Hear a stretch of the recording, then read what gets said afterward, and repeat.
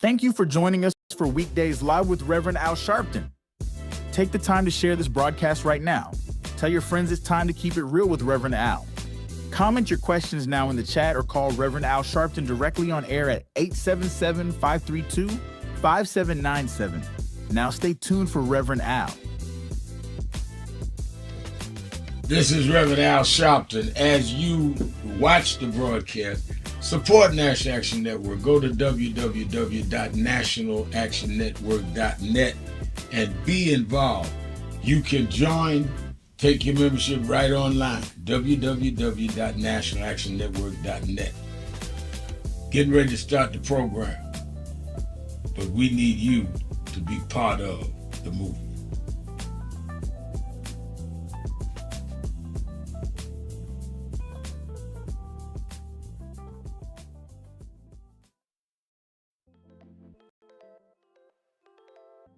Hi, this is Reverend Al Sharpton. We are in critical times. Healthcare premiums are going up, oil and gas going up, all kinds of things that are costing us what we are comfortable to or what we were getting by. That's why I am asking you to be at the National Action Network Convention, where we're going to have leading political figures, leading civil rights leaders, leading activists, leading faith leaders, leading youth activists convene at the National Action Network Convention, April the 8th through the 11th, where we are going to strategize, hear the plenary sessions, question, and come out with how we back up this whole retrenchment of our rights and our ability to live. It's not just about rhetoric, it's about a strategy and get results. That's why we in National Action Network have always been on the front line, and we need you with us more now than ever. To register, all of our sessions are free. All of our sessions are free. To register, go to www.nationalactionnetwork.net or call the toll-free number 1-877-626-4651. Don't worry about how tough they are. Worry about how It's tough Tuesday, never had a victory. March 31st. Do you know what time it is?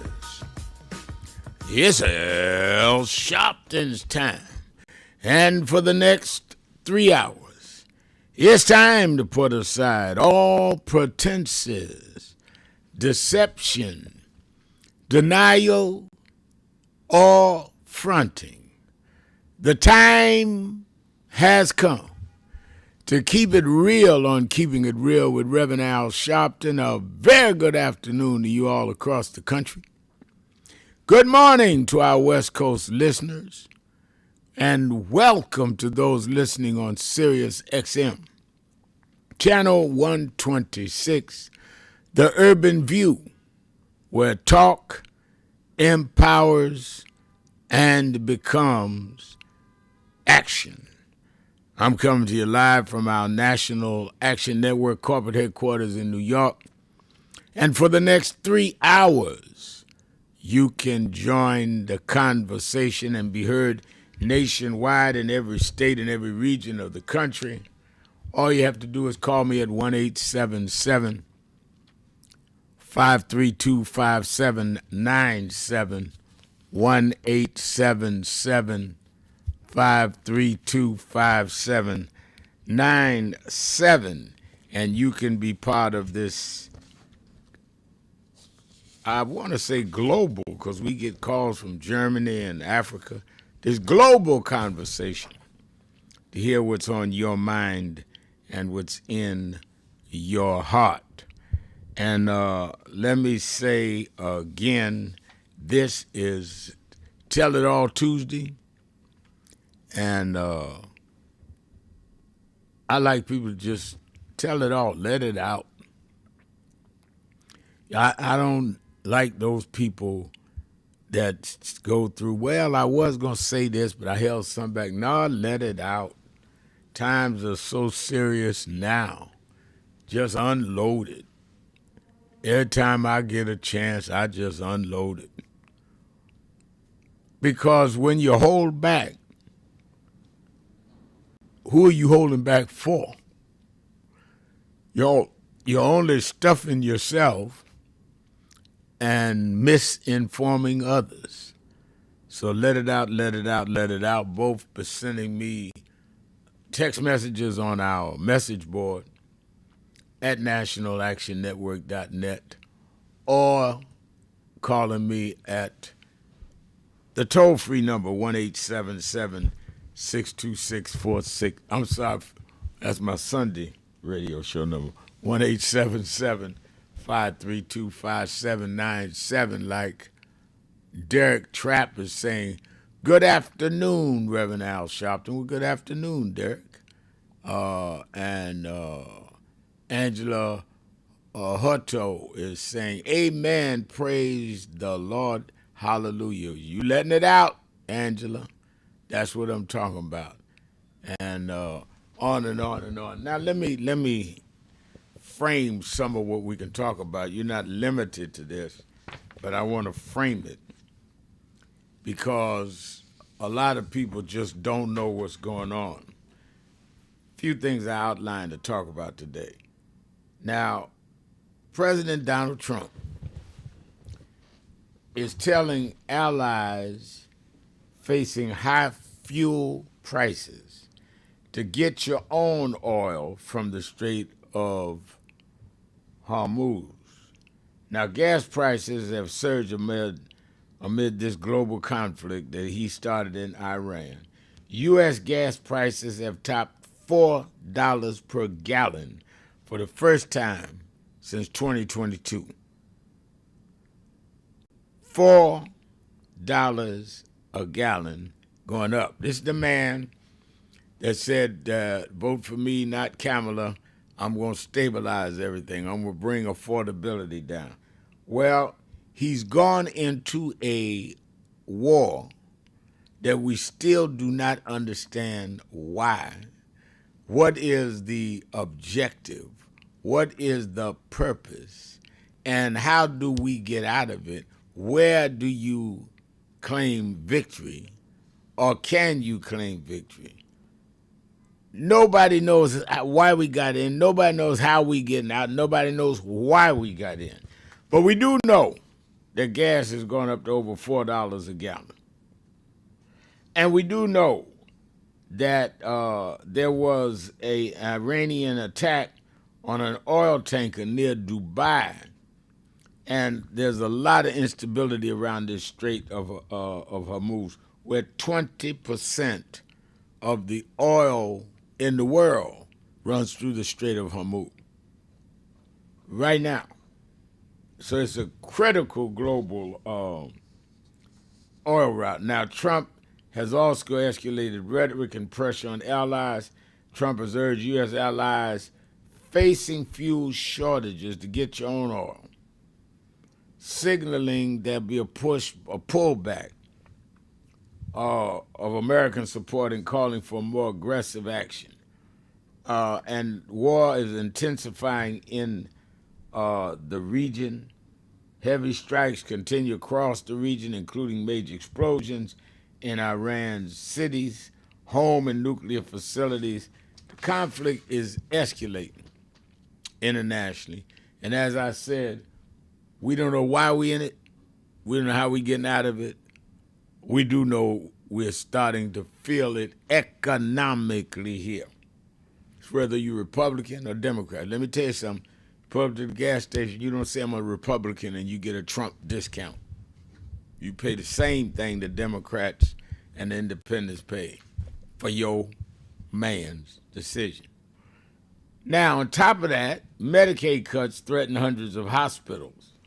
A new report says hundreds of hospitals are at risk nationwide. This could be where you are.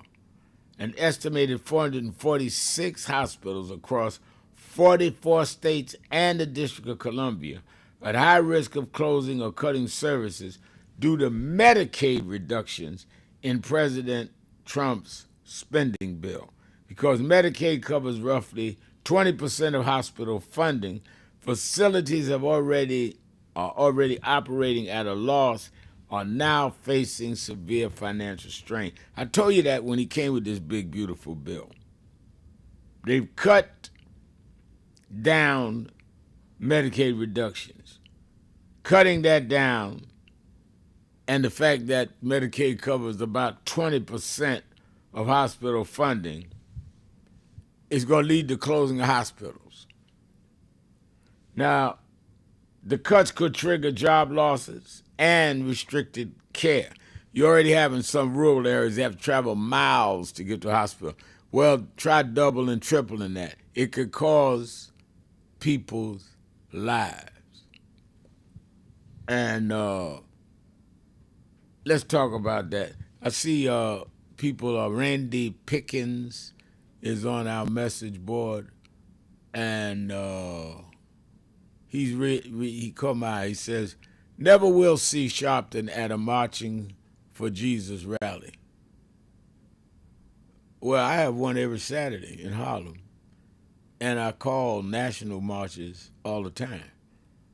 Marching for Jesus is to do the work, not to run your mouth, saying Jesus, Jesus, Jesus, and then do the opposite. So it ain't that you will never see me at it. It's maybe you don't understand what marching for Jesus is. When I walked in my office this morning, I'm marching for Jesus. I'm doing what Jesus said to do. Feed the hungry, care for the homeless, fight for the underdog. You run around quoting and not living.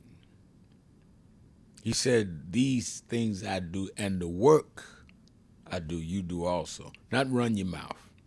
I had to answer that because I don't usually answer critics. You know, get sometimes critics on the message board. But when you mess with Jesus, I had to answer that. So we got the cuts. It's funny, I'm talking about saving medical care, saving people's health, something Jesus did in healing people. And he going to send me a Jesus statement. Father, forgive him. We are seeing health care. We're seeing the gas oil prices. Lastly, I wanted to raise, Senator Cory Booker has said that Democrats are failing this moment. He's criticized his own party, saying Democrats is falling short and leaning too heavily into partisan divides and purity tests that shrink their coalition. And you know, that's interesting because I think that the purity tests, are you all the way my way? Are you progressive enough? Are you woke enough? Are you black enough? Are you progressive enough? All of that is what put Donald Trump in. Because some of us put a purity test on people, which is really saying to people, I want you to be just like I say, or I'm going to commit political injury to myself by letting the opposition win. And that's about as ignorant as you can get. I mean, now, I'm not saying that Cory is one way or another. Some are saying, is he going to run again for president and all that? I'm not suggesting that. I am suggesting that we deal with stuff and we deal with it in a way that we're not judgmental, but that we are focused on achieving the goals. And sometimes to achieve the goals, you may have to work with people that you don't all the way agree with, as long as they're not offensive and doing something outside of the boundaries. Let's get the job done. All right, let's take a break. Be right back. Let's open up the phones. 1-877-532-5797. 1-877-532-5797. Or go to the message board at nationalactionnetwork.net. Sharpton Tell It All Tuesday. Last day of April. Quarter of the year's gone by. All the New Year's resolutions y'all made, you already forgot them. And you got 3/4 more of the year left. Bet you forgot them. Let's take a break. Be right back. Hey, Rev. Yeah.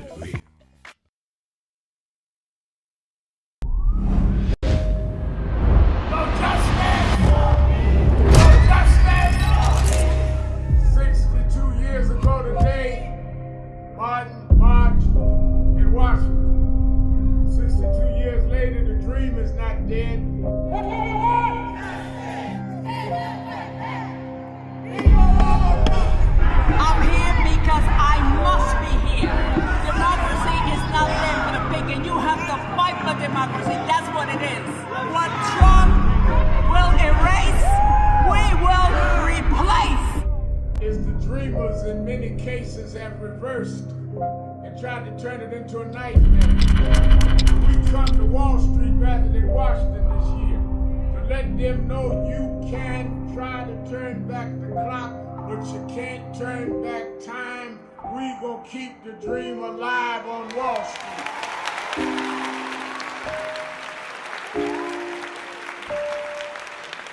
22 years ago, Reverend Al Sharpton stood on the 2004 Democratic primary debate stage, speaking truth to power and challenging the nation to do better.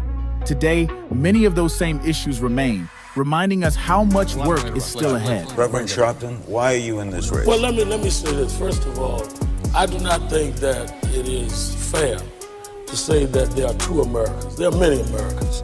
Our only problem in America is not just class. Many of us have problems that have succumbed to class barriers, but still have the race barriers, or the barriers of language if you're Latino, or the barriers of sexual discrimination if you are a woman or gay and lesbian. So I think it's very simplistic to just say that it's two Americas, one for the wealthy, one for the poor. Earl Graves supports my campaign. Very wealthy man, but still faces discrimination. Gays and lesbians, they may make a lot of money, they still face discrimination. Latinos that have problems because of language discrimination. So I don't think that it's as simple as class. I also think if we're talking about experience, I was talking with Bishop Brookins, who's here with me tonight. I don't see anyone that supports civil rights could support the Patriot Act. That was you're talking about a difference of direction, Senator Evans. The Patriot Act. The Patriot Act that you supported is J. Edgar Hoover's dream. It's John Ashcroft's dream. We have police misconduct problems in California, Ohio, Georgia, New York, right now. And your legislation helps police get more power. So I think that we've got to really be honest if we're talking about change. Change how and for who. That's why I'm in this race. Do you know what time it is? It's Al Sharpton time. It's time to put aside all pretenses, deception, denial, or fronting. The time has come to keep it real on Keeping It Real with Reverend Al Sharpton. You need to keep it real with Reverend Al Sharpton right here on Uber TV. Reverend Al Sharpton, and we're back. 1-877-532-5797. 1-877-532-5797. Let's go back to the phone. Attorney Jennifer Jones Austin is. Every day, Monday through Friday, I do 3 hours a day on Keeping It Real with Reverend Al Sharpton.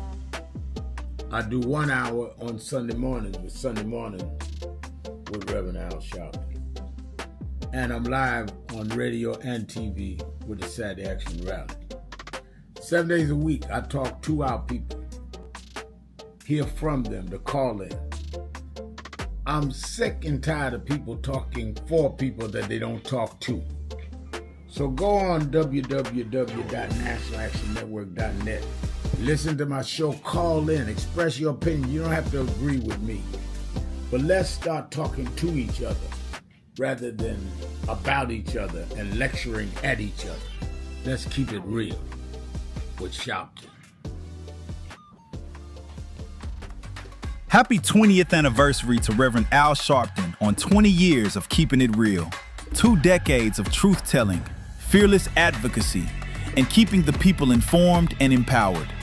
Thank you for always speaking power to justice and standing firm for what's right. Here's to 20 years of impact and many more to come.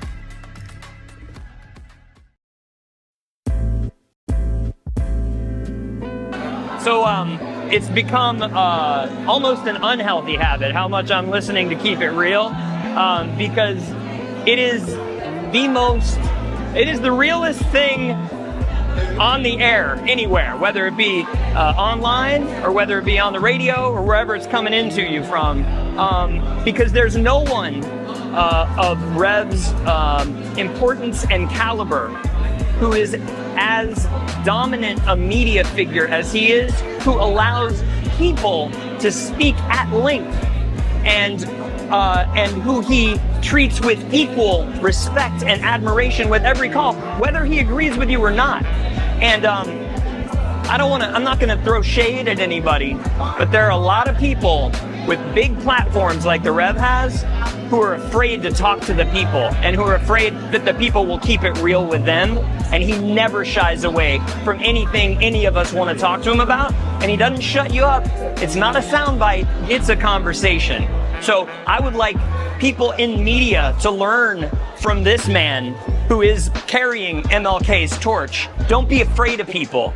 Listen to them, respect them, and stand in God and stand in truth. Thank you, Nan. Thank you, Rev. Thank you, everybody who puts this together and sends it out across the world, because we need much more of it. Bless you.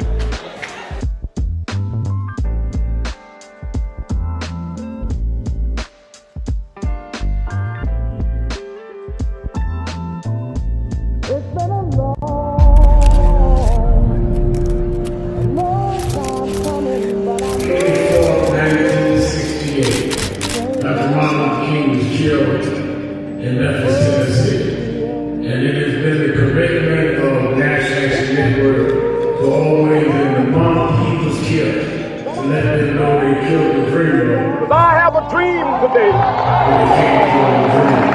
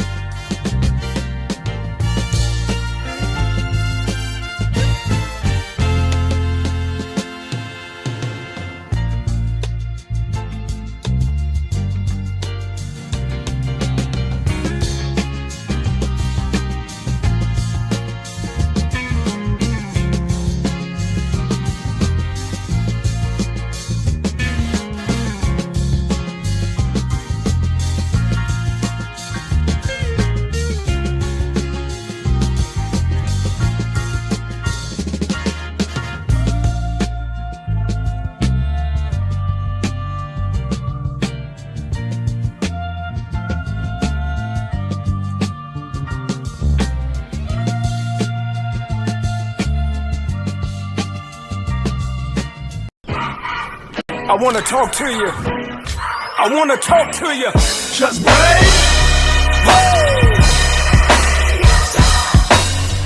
I believe that. Good morning, everybody. I hope the coffee has kicked in by now. I want to start by thanking your leader, the Reverend Al Sharpton, and everyone at the National Action Network for 35 years of standing up for civil rights and opportunity for everyone. And I couldn't be more grateful for the way that you have blessed the lives of so many, including mine.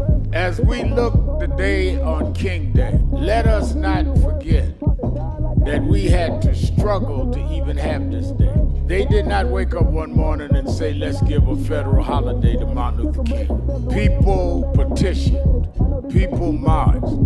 Let us remember now, as we bring our children and grandchildren up the Potomac, that they can see the Washington Monument, the Lincoln Memorial, the Jefferson Memorial, and one memorial that never served as president, but changed this country more than any other American, Dr. Martin Luther King Jr. This was an amazing MLK breakfast. It is truly an honor And more importantly, this is an important day for us. I feel incredibly lucky and honored to be in this room on this day, celebrating Dr. King's legacy of civil rights, especially in the moment that we're facing on a national level. It feels like warmth and home being in this room. So I'm encouraged by today.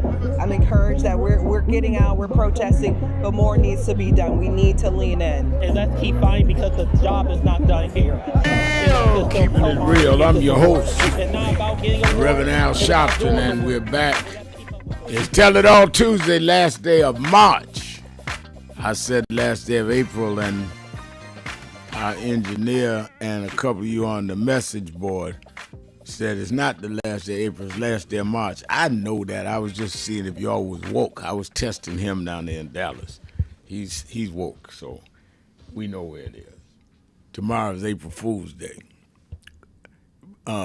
Some of y'all elect fools in higher office every day, but I won't get into that till tomorrow. Let us get ready to take our calls. 1-877-532-5797, 1-877-532-5797, or let us go to the message board at www.nationalactionnetwork.net and go to live stream and send me a message. I see that let me give by way of announcements first and foremost. Again, we are continuing to pray for the family and give our condolences to the family of radio pioneer Bob Law. Bob Law passed yesterday. I announced it here on this show, and a great, not only radio host, but a great activist. And as I said yesterday, he gave me my first radio show, and I was 16 years old.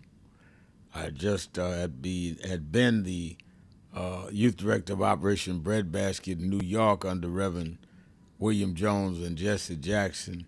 And then I started my own youth group when they kind of split Breadbasket, stayed with SCLC, and then Reverend Jackson formed Push. So I formed my own youth movement here because there was no Push in New York. And Bob Law gave me my first chance. We knew each other. I grew up in Church of God in Christ. He was older than me, but he knew of me as a boy preacher. And we were tight. In fact, as one caller said, I think it was Brian, that they remember that he was in the documentary they did on me that was nominated for Emmy called Loudmouth. And that's true. Bob was in there out there march with us in Howard Beach. So may he rest in peace and power. Great legacy he leads. And as I get memorial or other information, I will share that with the audience. But Bob Law called himself the Urban Preacher, hosted Night Talk. We got a lot of organizing and mobilizing done on Night Talk with Bob Law. And he'd make people call in and say, I respect you. Great man. Great work. Let me say by way of announcements, don't forget that every Saturday and Sunday, watch Politics Nation with Al Sharpton. Last Saturday and Sunday, I got the numbers in. We were off the chain. You did a great job supporting both nights, and I want you to keep it up. We need that support to stay where we are and who we are and how we are. And I think that we can do that every Saturday and Sunday, 5 p.m. Eastern Time on MS Now. Last Saturday, we had everybody from the head Democrat in Foreign Affairs, Greg Meeks, to actor Robert De Niro was in the studio with me, having both of us just left the march, No Kings March, had the artist extraordinaire, Billy Porter in studio, had the lady that won the state seat in Florida that represents Mar-a-Lago, a Republican district, Democrat won, had her on, and going to have great guests this weekend. Make sure you watch it. Easter weekend, I'll be on Easter weekend. Don't say it's holiday Rev's taking off. No, I don't take off. I love doing the holidays because a lot of your guests and family is there, and they need to see the show. And for you that are in the New York, New Jersey, vicinity, Connecticut, be at the Saturday Action Rally. A lot of you have a lot of your friends, relatives coming in to New York for the holiday weekend. Come bring them up to the House of Justice meetings that are at the Mother AME Zion Church. We're there temporarily till we get our new headquarters ready, which we are not that far away from now. So it's at the Mother AME Zion Church, historic church. Tell them that they can see the little museum downstairs in the church. It's the church where Frederick Douglass preached. It was the church where Madam C.J. Walker had her funeral. It's the church where Sojourner Truth at the altar changed her name, slave name, and named herself Sojourner Truth. She was a member in that church. Paul Robeson was a member in that church. And, of course, I want you to be there 9 a.m. to 11 a.m. I'll be there with my resurrection message, Good Friday resurrection message, Saturday, 9 a.m. to 11 a.m. at Mother AME Zion. And then, of course, the convention starts a week from tomorrow. If you have not registered, I think we are just about at capacity, but I'm going to announce it anyway. Go to www.nationalactionnetwork.net, www.nationalactionnetwork.net. And I know people know about it. People stop me in the street saying, what day is Kamala Harris speaking? I tell them, what day is so-and-so? All you got to do is go on our website, nationalactionnetwork.net. We've put up the whole agenda now, all the speakers, all the guests, all the fireside chats, all of the planning sessions, and it's all free. We need to come together, hear from each other, and we need to be able to exchange ideas and come out of there with a plan. That's why we call it National Action Network, 35 years old, and we coming out with a plan. Cheryl Marie Hemphill is saying, I'm in love with Robert De Niro, have been for years, literally. Well, Cheryl, he's married, and he's 80 years old. But I'm sure he'd be flattered, but I'll tell him. Thank you, Cheryl. And he's a good man. He's a good man. And Brenda Foster is saying, good afternoon from Detroit, praying for our servicemen and the country. Have a blessed day. I think we should pray for our servicemen, and especially those that are being put in danger's way. We lost 13 already and don't even know why we're over there. And any of them still there is a danger. They're bringing in more troops. They're doing everything over there without telling us why we're there and what is the end game and when we will be out. It is unconscionable. Dorothy Smith is saying, glad to see you, Reverend Al. Glad to see you, Dorothy. And the Mayor Rodney Jones, said, it will be my 14th year of attending the NAN convention. No justice, no peace. Yeah, Mr. Mayor, 14 years of convention. We 35 years old.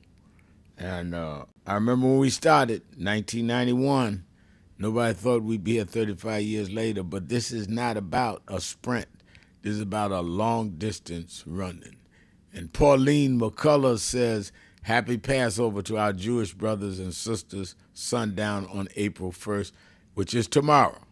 Sundown tomorrow starts Passover, and I certainly join you in wishing happy Passover to our Jewish brothers and sisters, many of which have invited me, about 3, to Passover dinner, observation at their house. okay. Joanne Kemp is saying Robert De Niro is single, Rev. I thought he got remarried. All right. Don't get me to gossiping. I don't know. This ain't a gossip show. But he is 80. I know that. I don't know about, because I went to his 80th birthday party. So I didn't know he was single. But I know last year I went to his 80th birthday party. All right, let's get ready to take a break. I'm going to the phones when we come back. 1-877-532-5797. It is Tell It All Tuesday. Be right back.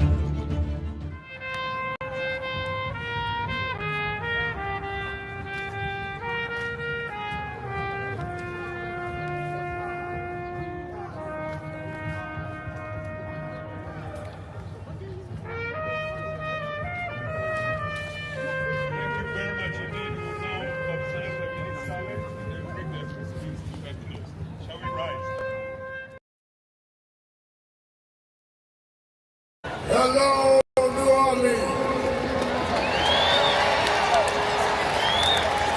Let me tell you straight.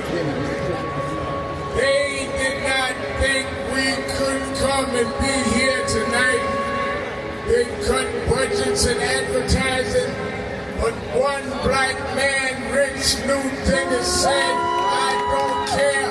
My families come together every 4th of July weekend, and essence will happen, because that's who we are. Give a big hand to Rich New Dennis for bringing us back.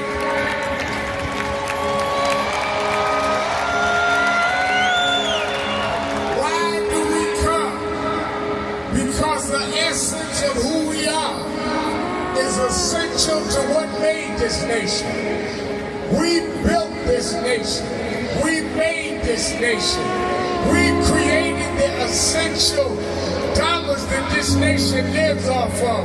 We don't care what bill they pass. We will not back up. We will not back down.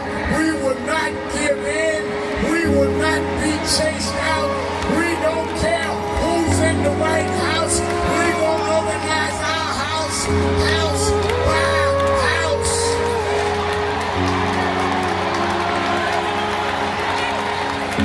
We came over the Middle Passage. We survived slavery. We survived Jim Crow. Don't you give up now. Don't you turn back now. Stand up, black man. Stand up, black woman. Reclaim your dignity. Reclaim your place. So we stand with the Black Global Black Economic Forum. We stand with Essence Magazine, because that's who we are. So don't give in now. Yes, there's some rough days, but we've been through rougher days than this.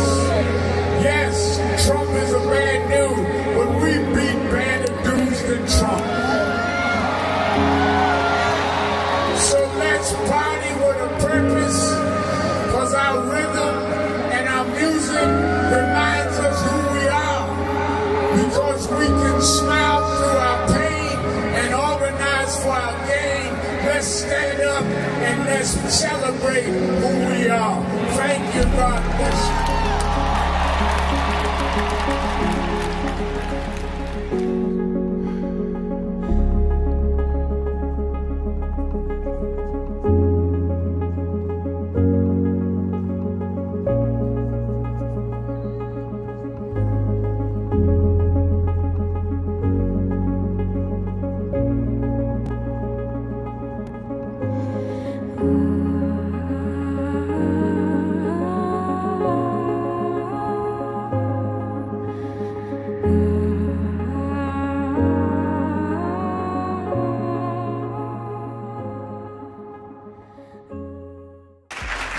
Sharpton. Good to see you here tonight. By our count at WMUR, you've only been here once in 2003. You counted wrong. Okay. You must be using the Florida Republicans count. Nevertheless, as far as your visits are concerned, you have been here far less often than your colleagues here who have gone through the paces, met with the voters, done the grassroots style of campaigning that the voters of New Hampshire are expecting and looking for. Why shouldn't those very same voters not think of you as disrespecting them by not coming here and doing the same thing? Well, I think, first of all, I've been here several times last year and this year. I intend to be here. In fact, I was to preach here Sunday, and the snow stopped me. I intend to be here between now and the primary. And I think that's any more than any of us. There are many places that some of my colleagues have not been to often at all. I think that people go and campaign based on their resources and their availability. So I think that that is not something that they should read into any of us about any particular primary.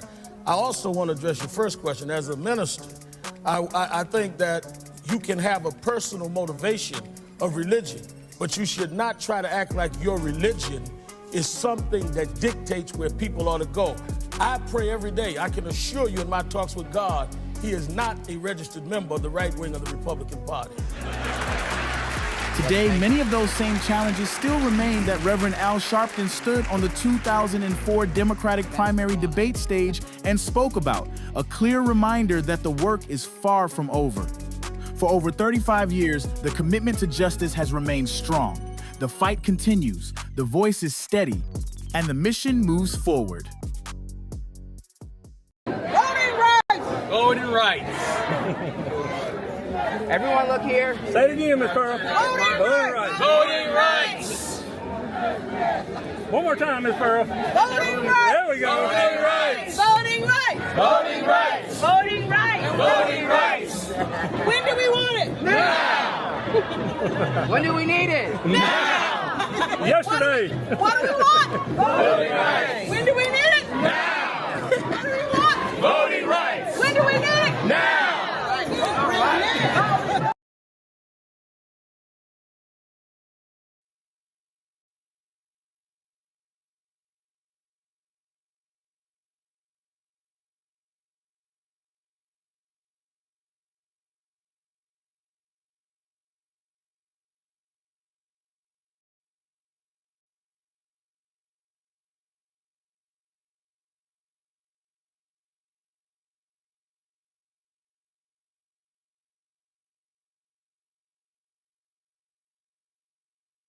Keeping it real, keeping it real.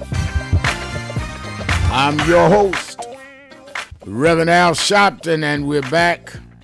1-877-532-5797, or you can go to the message board at nationalactionnetwork.net. James Mitchell says, on this 31st day of Women's History Month, I salute Mary Church Terrell, Stacey Abrams, Opal Tomati,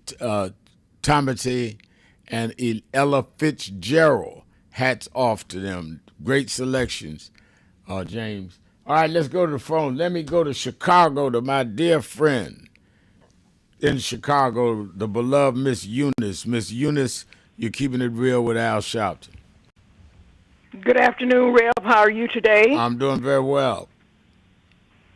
You know, Rev, I'm all for no king marches around the country and elsewhere, but what is it going to take for the Republicans to bring Trump to account? He has started a war without approval, and they continue to enable him in his dastardly deeds. And why should elected officials still get paid and they're not doing the job they were elected to do? Now, they come and go back to their districts when the government is partially shut down, and there's no urgency with them. And Donald Trump plays golf, talks about pins and building ballrooms, and people are suffering everywhere you look. Food all-time high, gas, and people can't get medical services. And this King Charles, I understand, is supposed to have dinner with Trump. What is Trump up to now? And yeah, that's you know, Reverend, the people. Yeah, isn't it though? And the people cannot stop. It will send a message that we are just making noise and carrying signs if we stop. And he should be impeached. So I don't know what it's going to take, but I'd like to, does any of this make sense, what I'm saying? And all of it makes sense to me. I think you're absolutely right. And I think that, you have to wonder. Let's take him getting ready to have dinner with King Charles. Well, you're attacking NATO, which England is a major part of. So are you meeting with Charles or try to get Charles, who the royalty is supposed to stay out of those kind of affairs, but try to get them to take some position to force Starmer, the prime minister in England? Nobody understands what you're doing there and why. It's amazing. And this hedge sec is one for the books, also cash patel. So where is Pam Bunley for a few days? They have her in some kind of bunker for protection? Yeah, we've not heard anything from her in a couple of days. You're right. You're absolutely on it. And thank you, Reverend, for taking my call. Well, thank you for calling. Always good to hear your voice. Let me go to Demetrius in Cleveland, Ohio, WERE. Demetrius. Hey, thank you, Reverend Sharpton. Always nice talking to you. Thank you. I would like to bring attention, first of all, the bombing in Iran. So when they have wars, I think the United Nations, they set up a procedure that it shouldn't be genocide or a certain historical sites shouldn't be bombed. But in Iran, the Israeli Air Force, and probably the United States as well, is bombing some of the historical sites in Iran that goes back thousands of years, going back to the Babylonian Empire and Persian Empire. And to me, that's similar to what the United States was accusing the Taliban of doing in Afghanistan when they, bombed and destroyed a lot of the Buddhist temples. To me, that's what the United States and Israel is doing, is going against, international law, and also, people who want to be educated about history, ancient history, never get a chance to see some of the ruins going back to Nebuchadnezzar and going back to Cyrus, that their temples and also the manuscripts and architecture. So they should, the government should be held accountable, the Israeli government and the United States accountable for breaking the international law. And also, it is sad, when medical care is being cut, because we already lost a lot of hospitals, when President Clinton was in office, and he had to make a deal with the Republicans, so he could try to balance the budget. And now they want to close, some more hospitals may be closed because of the Donald Trump's bill.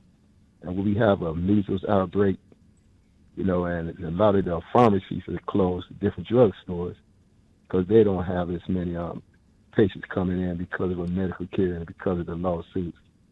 So what this administration is doing, they putting the American people at risk, health-wise, and many people not even going to the doctor now because they can't afford the doctor bills and not following up on their checkups. They're not going in. Either they feel sick to a certain extent because they don't want to take a chance. They won't be able to buy food. And all this because of Donald Trump's bill and the Republicans' bill, what they passed, was cut back on the medical care and take out some of the amendments off the Affordable Care Act. So this administration, the Republicans should be held, especially with the midterm elections coming around, what they're doing to this country with the oil prices, the people who lost their jobs, even the TI workers. Like I said, they should have been paid a long time ago. It could have been done by the executive order. But because of most of them, they're barely making minimum wage. There's a large number of them are Hispanic, Black, or working class Caucasians. They've been ignored. Like many people living in the city are being ignored if they don't have any type of influence in the political system. Not just by certain groups of people, but even by the politicians who run those cities and those municipalities. And also the people who work in different agencies who provide aid, Section 8, SNAP program and housing vouchers. They have to be held accountable. They should make sure that people have the availability, have the opportunity to get the aid without going through any type of unnecessary changes. They can't oppress, destroy the people, just like those who in power did for centuries. They have to have compassion and remember where they came from. They don't follow the lead or be a tool of those who want to take away the aid from the struggling people so they can keep the money for themselves, but some of what this administration is doing. They can't be a part of that. They got to help make sure people get the aid, make sure people have proper access to grants so they can live a better life. They get the same protection by the police force. They get the same availability when it comes to utilities. Make sure they can have means to pay their water bill, make sure they can have means to pay their electric bill. So they can't be used to bureaucracy, to keep people from getting this aid. So you got to remember that it's for the public. It's not for them to administrate choosing people. They have to make sure all people get it. Even at the higher level, the federal government, they got to make sure people all around the nation have proper education, have proper health care. Not just those who are rich get proper medical care. People live in the rural areas, people live in the inner city. They deserve the same proper health care. And these are people in these rural communities that you're talking about that in many cases voted disproportionately for Trump. He is doing his own supporters in. I'm glad you went there with Demetrius and talking about how those areas are going to be hardest hit. But thank you for your call. Let's take a break. Be right back. Coming back to more of you on the phones. 1-877-532-5797. 1-877-532-5797. Sharpton. Keeping it real. Be right back.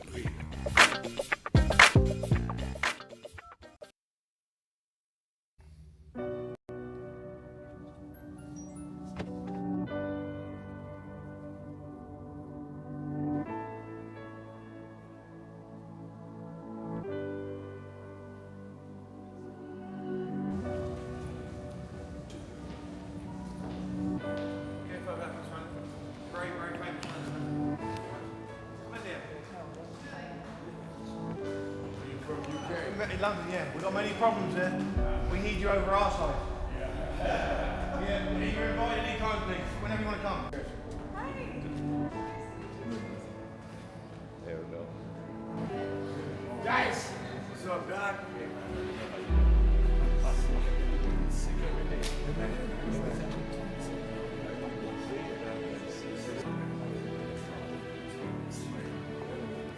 So we are in not a political dilemma, we are in a moral dilemma. And if the black church does not come with a prophetic voice, then who's going to do it?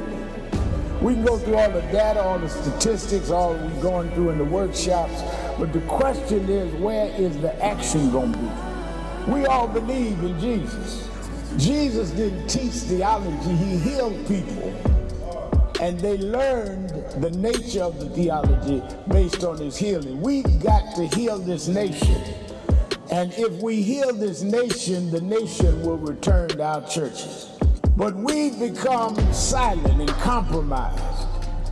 And we try to blame it on, I'm not in this. You are in this. You live it, your members live it. Unemployment now is higher now than it's been since the pandemic. Yet we survive. Yes, sir.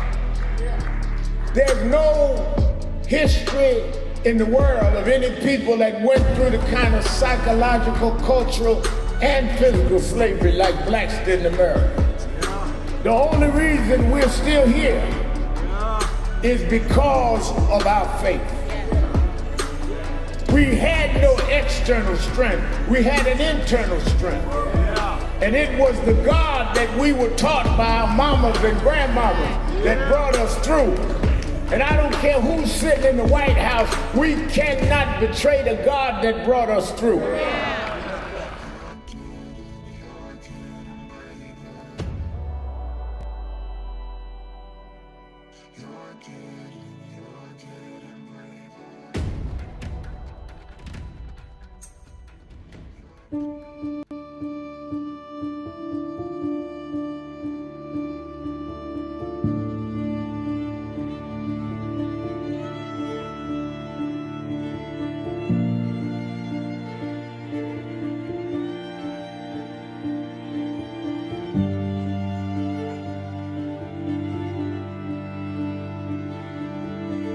Robert Culp used to do a show with Bill Cosby, I Spy, and he did a documentary on breadbasket, Robert Culp. Oh, wow. You need to see that documentary. It's great. Absolutely. I lived this. I didn't read this. I was there. You true to this? I'm true to this. Not new to this? I ain't new to this. Vote to phone Troy. He was, Jack O'Dell was one of the guys that Kennedy warned Dr. King about. Say he was communist. Jack O'Dell and Stanley Levinson. And Reverend brought him in. Nobody else in the movement would deal with Jack. Reverend brought him in. Oh yeah, sure. Just us. Just us. But there's stories behind all of it. It didn't just happen. But I am somebody. I may be on welfare, but I am somebody.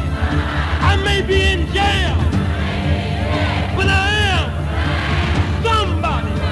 I may be an educator, but I am somebody. I am black, beautiful, proud. I must be respected. I must be protected.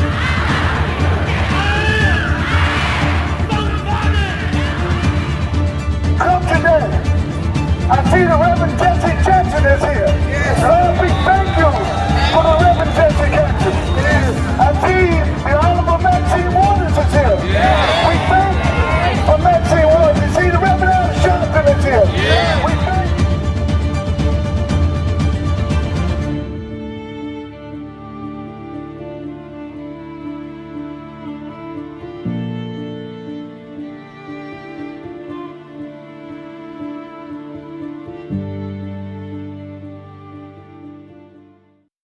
Some of you forget where you come from and forget how you got there and act like you got there because you were qualified or that you had a good resume. But some of us had to pay a price for your resume to even be read. Some of us had to take nights in jails and licks upside the head or shut out of boardrooms like Byron so you could walk down red carpets and act like you got there by yourself.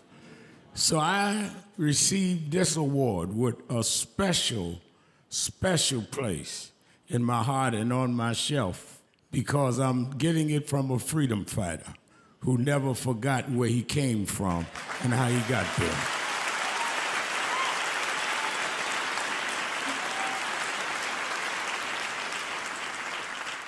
Yes, we've come a long way. We've had now a black president and now a black vice president, but we still can get shot down and have to march to get a case in court. We still can get shut out of boardrooms. We're still doubly unemployed in a good economy. So we're gonna have to keep marching. And I thank not only my family, a mother that raised me by herself, but I thank that lady at the end of the march that knows she won't be on TV that night and knows her name will never be in the paper, but she believed in me enough to get at the end of the line and make me look good. Because Dr. King used to say, if you call a march and no one shows up, you just going for a walk. And I want to thank those that marched with me. 32 years ago, here in Los Angeles, we marched. And then many years later, with George Floyd and others, we're still marching. And I'm gonna keep marching, I'm gonna keep agitating, and I'm gonna keep going.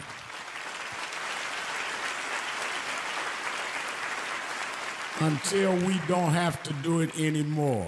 Eddie, known you a long time. Mariah, Chris, and your kids. And I promise you this, the only thing that I really live for is I get up with this dream that every bigot, every racist, everyone in this country that hates will say, damn, he's up again.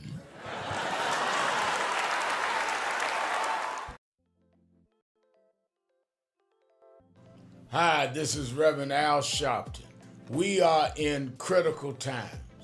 Healthcare premiums are going up, oil and gas going up, all kinds of things that are costing us what we are comfortable to or what we were getting by.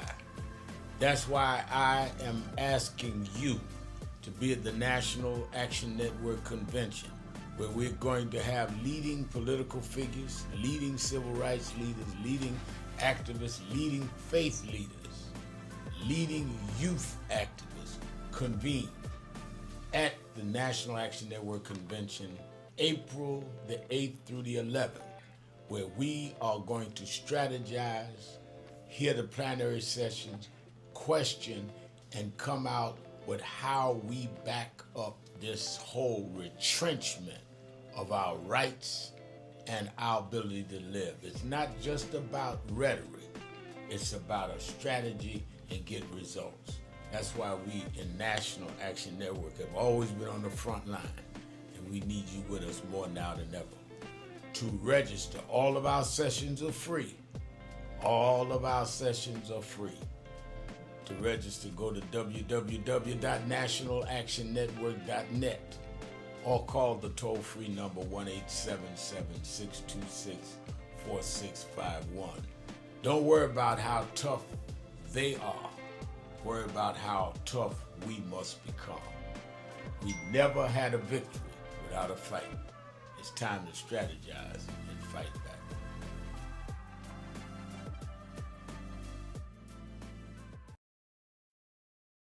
Keep hope alive. Keep hope alive.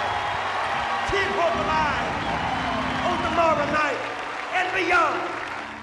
Young America, hold your head high now. We can win. You must never stop dreaming. Face reality, yes, but don't stop with the way things are. Dream of things as they ought to be. Dream. Face pain, but love, hope, faith, and dreams will help you rise above the pain. Keeping it real, keeping it real. I am your host, Reverend Al Sharpton. It's Tell It All Tuesday, last day of Women's History Month 2026, last day of the month of March. And you can call in and or write in on the message board, calling at 1-877-532-5797 or message board at nationalactionnetwork.net and say what is on your mind. Let's go to Tacoma, Washington. Tacoma in the state of Washington, to Nicola. Nicola, you're keeping it real with Al Sharpton. Yes, good afternoon, Reverend. Thank you for taking the call. Thank you. I want to pay tribute to Dr. Phyllis Harrison Ross, who was a leader and a leading psychiatrist. She was one of the first black psychiatrists in America. Mm-hmm. She graduated from medical school in the 1950s. And about 20 years ago, she worked to give you an award at the Ethical Culture Society on 64th Street. Okay. And she was always advocating for you, and she gave me as a birthday gift one of your books. I had the honor of working for her for about 9 years. And what's her name again? Give me her name. Yes, sir. Dr. Phyllis Harrison Ross, hyphenated. All right. Okay. Yes, sir. Well, God bless. And thank you, sir. She's also one of the people who began the Sesame Street television program, and because she was a child psychiatrist. And she also advocated in the 1980s and 90s for something that we use every day now called telemedicine. That was a very big thing that she was pushing for. Okay. Wow. Well, Yes, sir. that's a And, great person to honor on the last day of Women's History Month. That we need to know more about giants like that. Yes, exactly. And thank you for that. I also wanted to comment on what was talked about earlier regarding where we are now politically. And I think the key word that I try to keep in mind is coalition.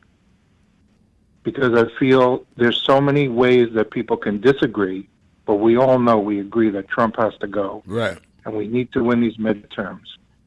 So whether you're Democratic Socialist or Baptist Church or where you're coming from, we, just like No King's Day, just like your convention next week, we need to think of how we can do this together. No, I think you're absolutely right. I think that what's so much at stake, we cannot afford to be purist and dogmatic. Yes, I think that there are disagreements, but they don't disagree to the degree that we are being, in many ways, put into a situation of an oligarchy and danger. Look at what he's doing in Iran. So I agree with coalition, and we're going to try to demonstrate that next week at the convention and come out with a coalition plan. I've said all along, we've got to work with people that we may not all agree on every item, but if we agree on enough and agree that we need to save the democratic principles in this country, then we can argue about what wins later. But we're on the verge of them trying to stop elections, period. Or at best, limit who can do the voting. So let's be real serious about it, which is why I wanted all of the people talking about running for president, all the people in the industry at the convention. We're not there to beat them down. We're there to hear what they got to say, choose the best ones that we want to deal with, and move forward, because we are in trouble. It's not that we might be in trouble. We are in trouble. Right. And I'll be there, Reverend, and thank you so much for your work. I'll be looking for you, Nicola. Thank you for your work your words, and for that salute to her. Let's go to Brother Gregory in South Carolina. Brother Gregory. Yes, good afternoon, Reverend Al. Good afternoon. Yes, I was listening to your Keeping It Real radio show earlier this year, and for the first time I heard your new slogan, straightening out tricks in 2026. Right. A very catchy slogan. And I called in today, Reverend Al, to discuss with the brothers and sisters around the nation what could be one of the biggest tricks in 2026. And what I'm talking about is the Trump executive order reference birthright citizenship, right, and the U.S. Supreme Court case that will actually consider that issue. And the main reason I called in is that I was doing my research on Google. I use that to communicate with the people, and I found that the actual oral arguments for the case are scheduled for tomorrow, starting at 9 a.m. at the United States Supreme Court, Wednesday, April the 1st, 2026. So I just wanted to give a first Google for the people so they could get a link where the people could tune in tomorrow at 9 a.m. if they choose to do so, and they could listen to the actual lawyers for President Trump and the government argue against birthright citizenship, and the lawyers for the civil rights organizations and the constitutional rights organizations argue in support of birthright citizenship. And this is the Google. The Google is NPR, United States Supreme Court live broadcast, the birthright citizenship case. And the name of the case is Trump v. Barbara. And it airs tomorrow morning, April the 1st, Wednesday, at 9 a.m. if the people would like to tune in and listen live to the argument before the Supreme Court. Now, a lot of people say, that's for lawyers, that's for judges.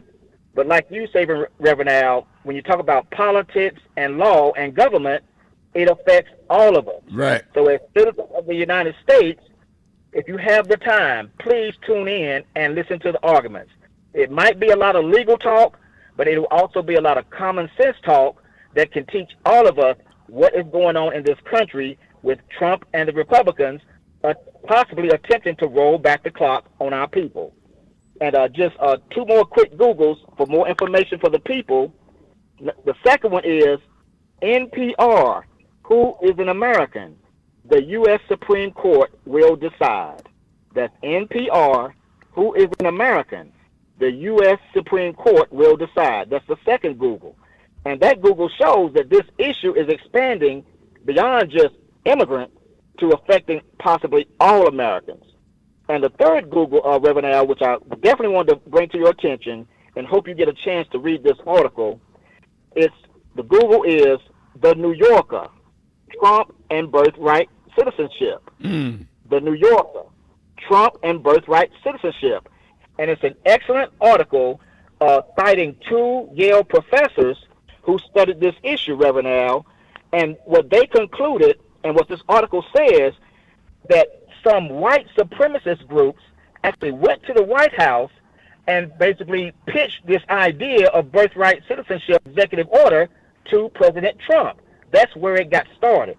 So I think it's important for civil rights leaders and people who support constitutional rights to read that article, The New Yorker, Trump and Birthright Citizenship, to see what the source of this movement to look at birthright citizenship and possibly reverse it and hurt the legacy of our children and our great-grandchildren. Well so said. I wanted to ask you, Al, do you see this issue as something that just pertains to immigration, or is it something that African Americans and all Americans need to pay attention to? No, I think it definitely, absolutely, unequivocally is something we all should pay attention to.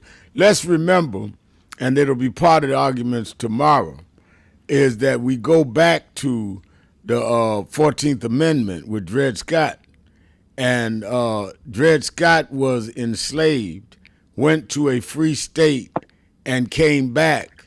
And the Supreme Court at that time, whose chief judge was a judge named Roger Taney, said it doesn't matter that he went to a free state. He has no rights we're bound to respect. He was not born an American citizen. He was born a slave, and he'll always be a slave. That was the argument.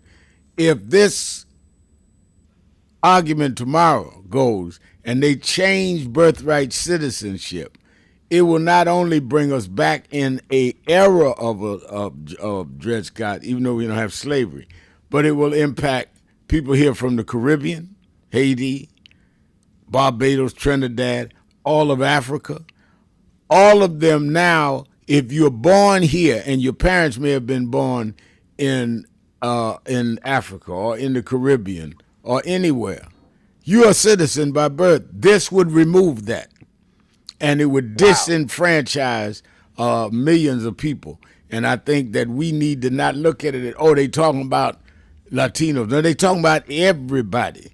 That's one. Secondly, I was thinking about it this morning. The reason I elaborated on it was so glad you called, because I was reading about it this morning in my morning reading. And it occurred to me, they would have tried to use this to block, if you're saying, your parents weren't born here, or you may have been born here, but were your parents citizens, well, they would have tried to raise that against Barack Obama. His father was from Kenya. Now, it'd have been a stretch because his mother was here, but they can take this anywhere they want to take it, which is why we cannot let them do this. I'm so glad you raised it. Thank you for your call. Let's take a break. It's Tell It All Tuesday. Brother Greg would drop one on us. That's what you need to do on Tell It All Tuesday. Thank you for your call. Be right back. Keeping it real. Sharpton. Be right back. Keeping it real.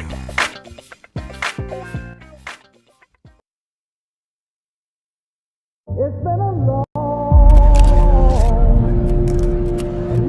time coming, but I know 1968, Dr. Martin Luther King was killed in Memphis, Tennessee. And it has been the commitment of National Action Network to always, in the month he was killed, to let them know they killed the dreamer. Because I have a dream today. They can't kill the dreamer.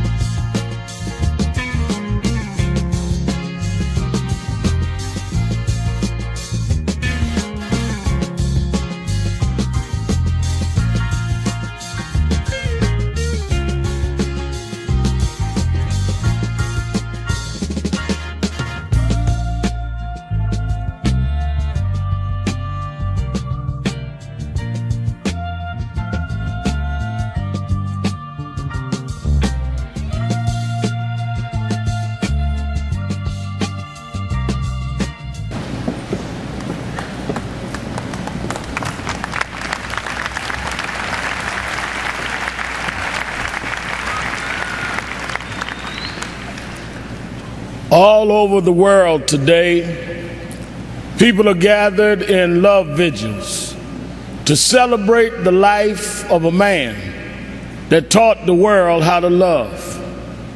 People may be wondering why there's such an emotional outburst, but you would have to understand the journey of Michael to understand what he meant to all of us.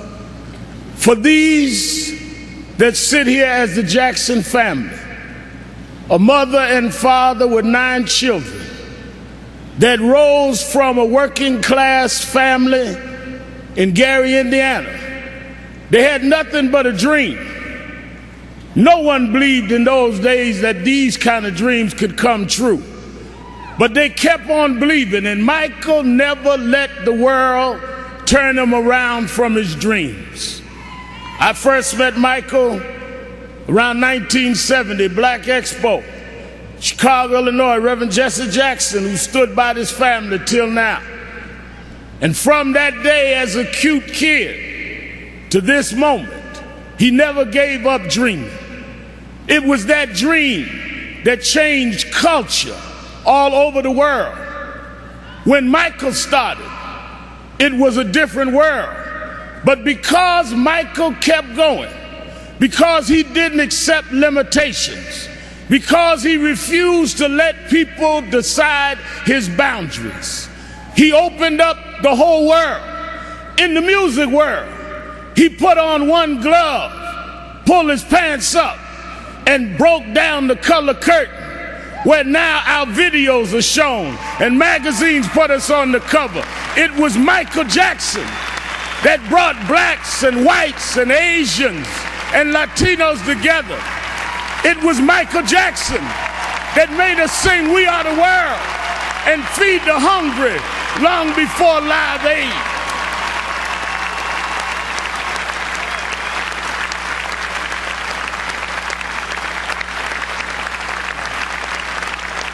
Because Michael Jackson kept going, he created a comfort level where people that felt they were separate became interconnected with his music. And it was that comfort level that kids from Japan and Ghana and France and Iowa and Pennsylvania got comfortable enough with each other to later it wasn't strange to us to watch Oprah on television. It wasn't strange to watch Tiger Woods golf. Those young kids grew up from being teenage, comfortable fans of Michael to being 40 years old and being comfortable to vote for a person of color to be the president of the United States of America. Michael did that. Michael made us love each other. Michael taught us to stand with each other. There are those that like to dig around mess, but millions around the world, we're going to uphold his message. It's not about mess, it's about his love message. As you climb up steep mountains, sometimes you scar your knee, sometimes you break your skin, but don't focus on the scars, focus on the journey. Michael beat him. Michael rose to the top.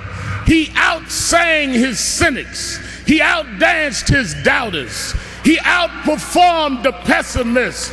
Every time he got knocked down, he got back up. Every time you counted him out, he came back in. Michael never stopped. Michael never stopped. Michael never stopped.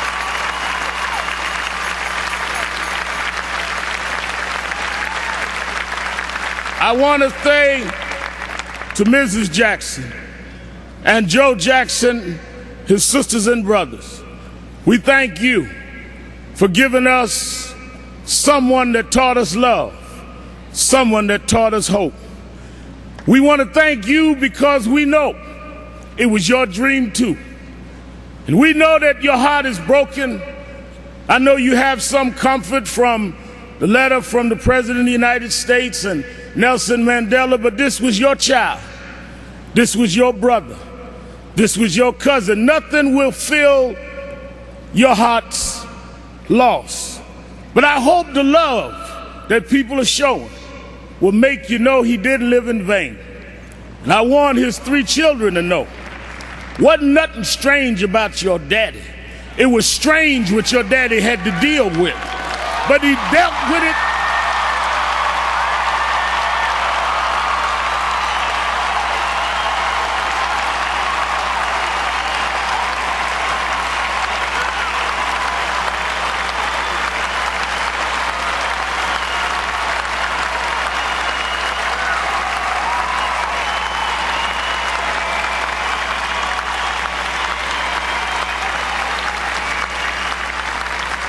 He dealt with it anyway. He dealt with it for us. So some came today, Mrs. Jackson, to say goodbye to Michael. I came to say thank you. Thank you because you never stopped. Thank you because you never gave up. Thank you because you never gave out. Thank you because you tore down our divisions. Thank you because you eradicated barriers. Thank you because you gave us hope. Thank you, Michael. Thank you, Michael. Thank you, Michael.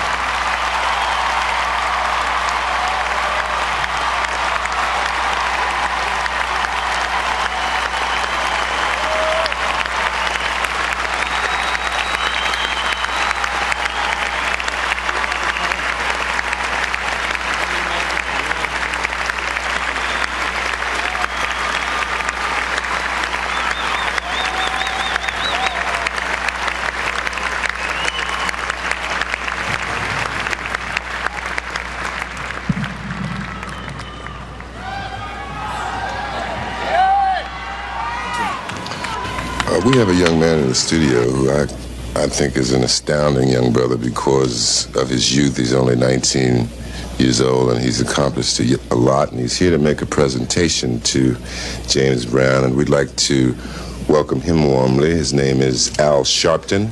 How about it for Al Sharpton? Al is the National Director of the National Youth Movement Incorporated. Right, Al? That's right. And what do we have here?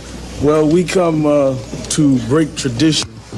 We know that in the recording industry that they give a gold record to those that achieve a million seller.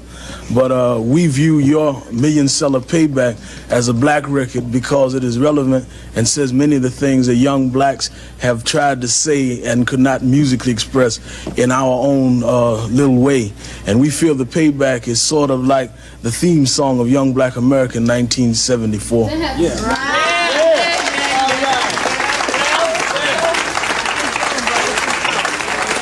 Now, before you go into the title tune of your latest album, you have a special guest. Yeah, I do have a special guest, a young lady. That's going to perform with you? Yeah, she's going to take...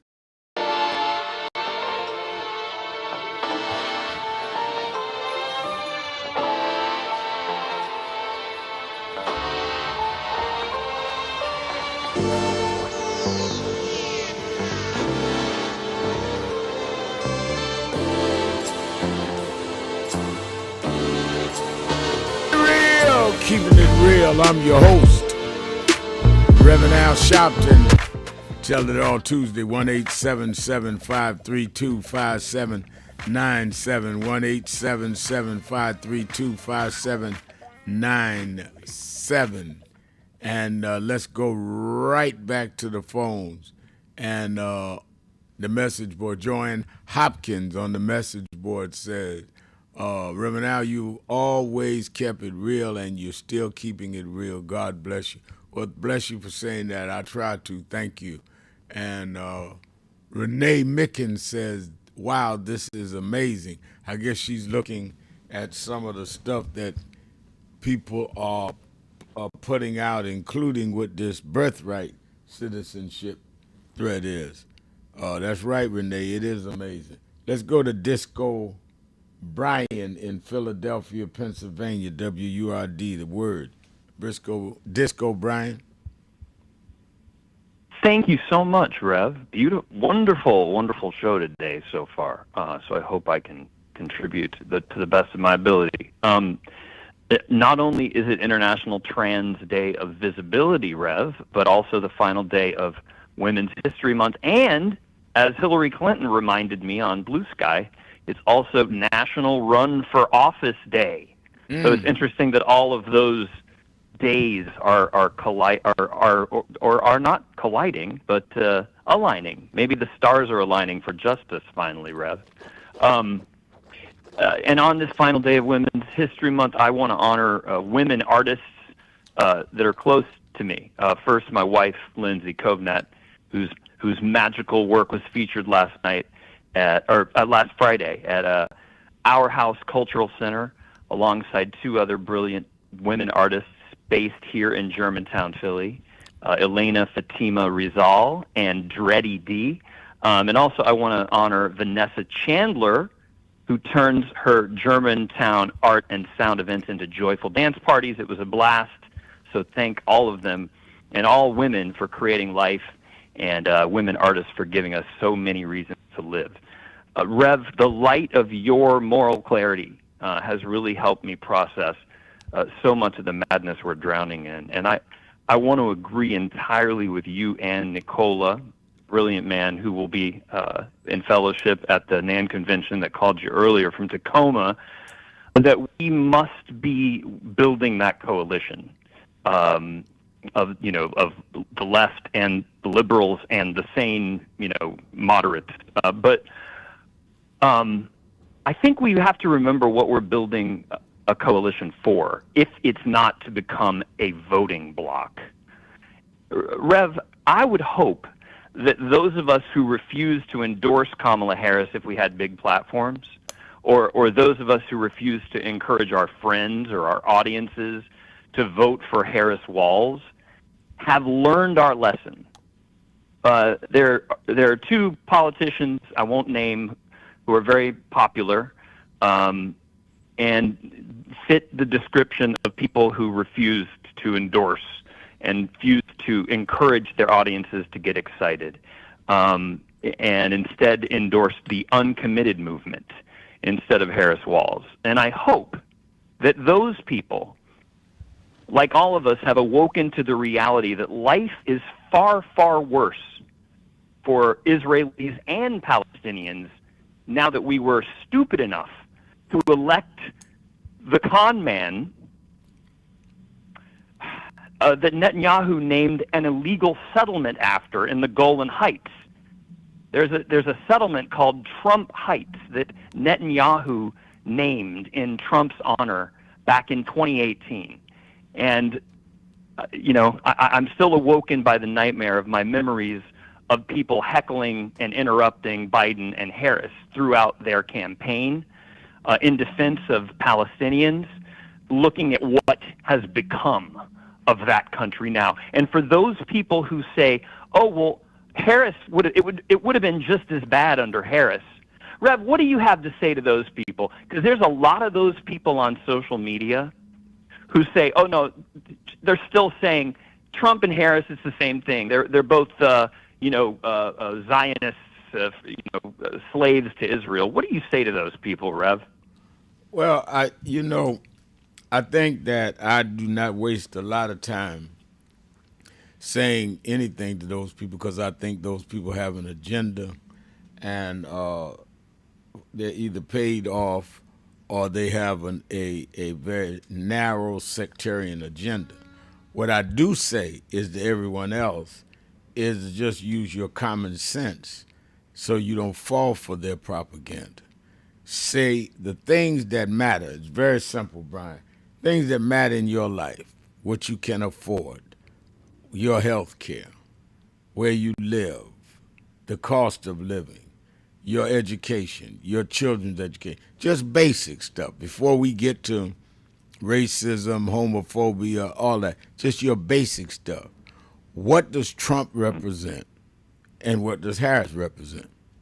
And you'll find in each area of your basic life, they represent something different.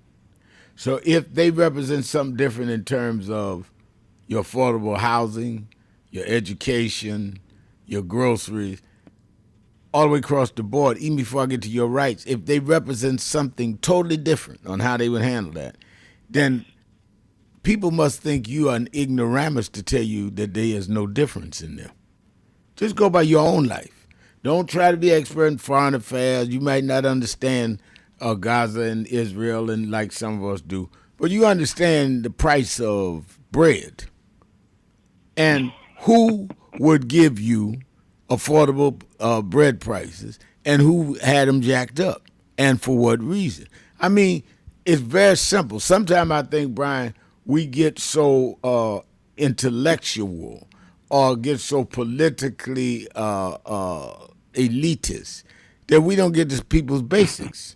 And when people say to me the question that you raised to me about Biden and Harris, they say to me about Republicans and Democrats that they the same thing. Well, if they're the same thing, then why do they take certain different positions, and why when they were in office is different?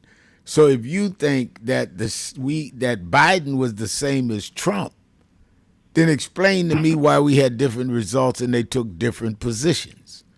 So I think that a lot of times I've found that the key to organizing is to make people deal with their own life. Don't deal with mine, deal with your life. And if you think that your life doesn't matter with either one, then you haven't taken a real inventory of your life. I think sometimes we are too far above where people's daily life is for them to get the message. You got to bring it right down to them, and they can understand that. Love it.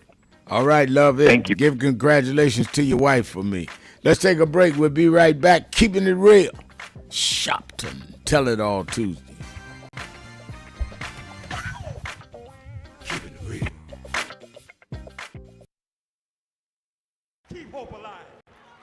Keep hope alive.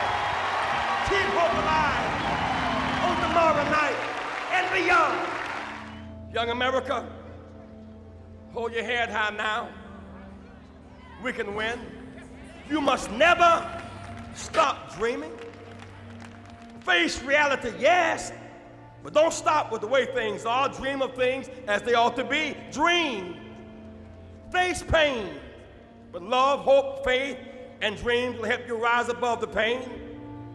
Use hope and imagination as weapons of survival and progress, but you keep on dreaming, young America. Dream of peace. Peace is rational and reasonable. War is irrational in this age and unwinnable. Dream of teachers who teach for life and not for living. Dream of doctors who are concerned more about public health than private wealth. Dream of lawyers more concerned about justice and the judgeship. Dream of preachers who are concerned more about prophecy than profiteering. Dream on the high road with sound values. You must never surrender to inequality. And I think that is extremely important about the funding. But I also want to add how they're changing what can be taught. You have states outright saying you can't teach Black history and you can't teach certain other histories and the curriculum. You have this administration that is literally taking out exhibits from the Smithsonian. So we have not only an education problem in terms of resources, we have an education problem in terms of curriculum and what people are being taught. So I have one grandchild, 6-year-old. When he gets to high school, it may be just against the law for him to learn about certain parts of American history, which includes Black. We want to talk about slavery. We want to talk about the good side of America. Well, what does that mean? That's not history. Everything was not good. And I think that that is the threat that we've got to fight, which is why we've got to fight with the courts and the streets, because they're literally changing the textbooks as we go. As they do that, they change the opportunities, because then the fight against affirmative action is not having access to these institutions and telling these institutions, this whole fight around DEI, which they did, started in Harvard with a Black woman president. Started with them saying you can't teach diversity in an Ivy League school like Harvard. It didn't start in Little Rock at the high school. This fight, this time, was Harvard. And they went from there on. And I think that we've got to have the same resistance. If they could fight in the 50s, the ACP Defense Fund was gathered and deal with the question from Little Rock in terms of desegregation, then we that are far more educated, far more economically secure personally have no excuse in the age of what they did in Harvard not to be standing up back in this stuff.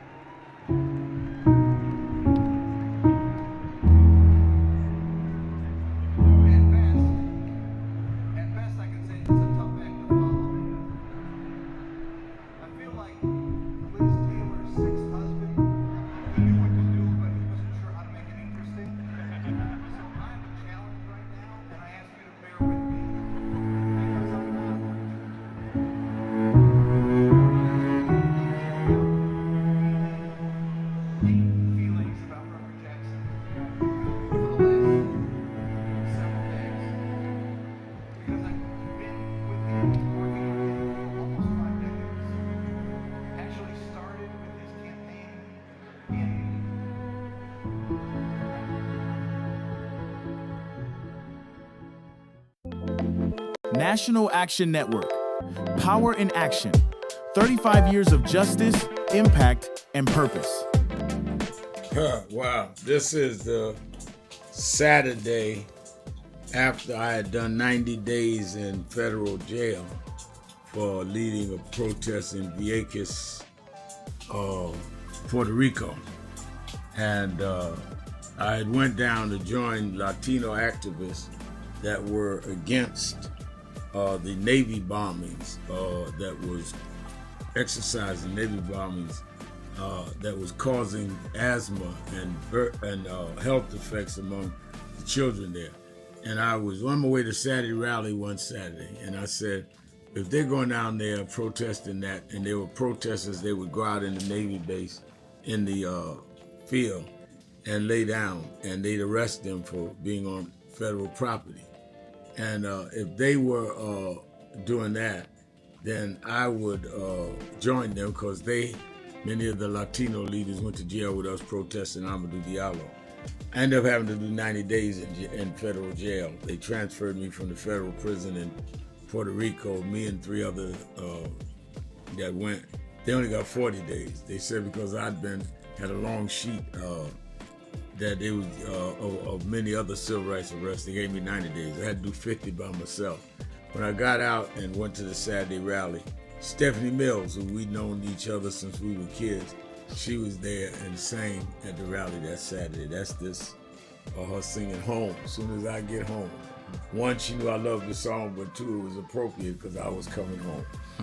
And we won that. They closed the Navy base in Vieques, Puerto Rico. You go there now, there's buildings and condos and a little plaque for the 4 of us. They call the Vieques 4.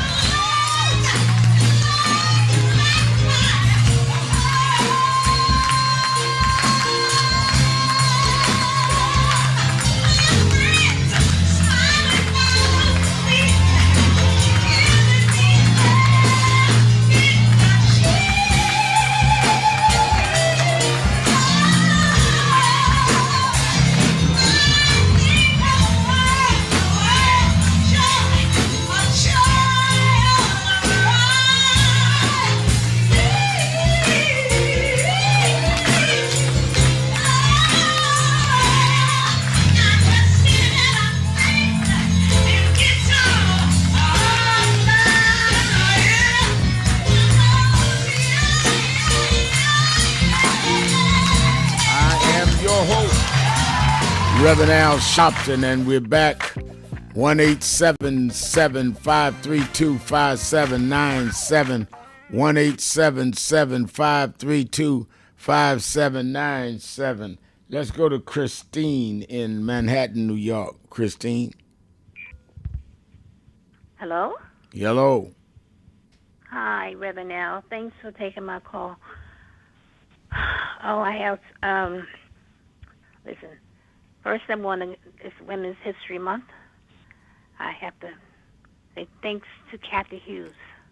I was living in Columbia, Maryland in 1988, and I fell in love with radio. Listen to Kathy Hughes and Dick Gregory. Mm-hmm. And the next lady is my mom, Catherine Bryant Davis, born in Edgefield, South Carolina, made her way to Washington, D.C. on employment, and met my dad. And my mom had 3 babies by my dad. My dad was born March 6th. He had 1 baby born March 14th, 1/21st, and today is my sister's birthday, Pearline Davis Cooper, in North Carolina. And when I called her this morning, she said it's amazing how those old people, how they worked having those babies, because they were not close together. My sister is 6 years older than me. My brother and I are the same age for a week. I want to get to reparations. The other day I tried to get through, and I couldn't get in. My opinion about reparations, yes, I want my reparations. I remember when I was there at your place, National Action Network, and this lady was talking about reparations. She said, you have to prove that you were born in Africa. And I was telling her, I can't prove I was born in Africa, but I can prove that my granddad was born in 1888 in North Carolina. He was a free man. And I still hold on to that. My friend, when I graduated high school, first let me go back to my mom. My mom didn't vote that I know of. She voted for Kennedy. That's why I'm a Democrat. We were living on the good white man's land. We had nothing. Poll taxes. You had to own something to pay poll tax. My mom and dad owned nothing. But we were living in the good white man's house. And he made it, William Bender, he made it possible for my mom and dad to vote. And my mom they both voted for Kennedy. And I do believe that, the good white man was a Democrat too. I want to believe it. So that's why I'm a Democrat, and I always will be a Democrat. And I do stand with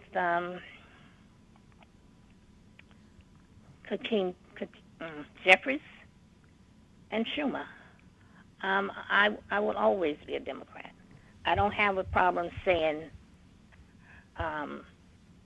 socialist and that. I'm a straight Democrat. I don't know the difference in straight social, but I know I will be a Democrat. And I want to touch on the. Can I mention something else, Reverend Al? Yeah, go ahead. Okay. The war is going on,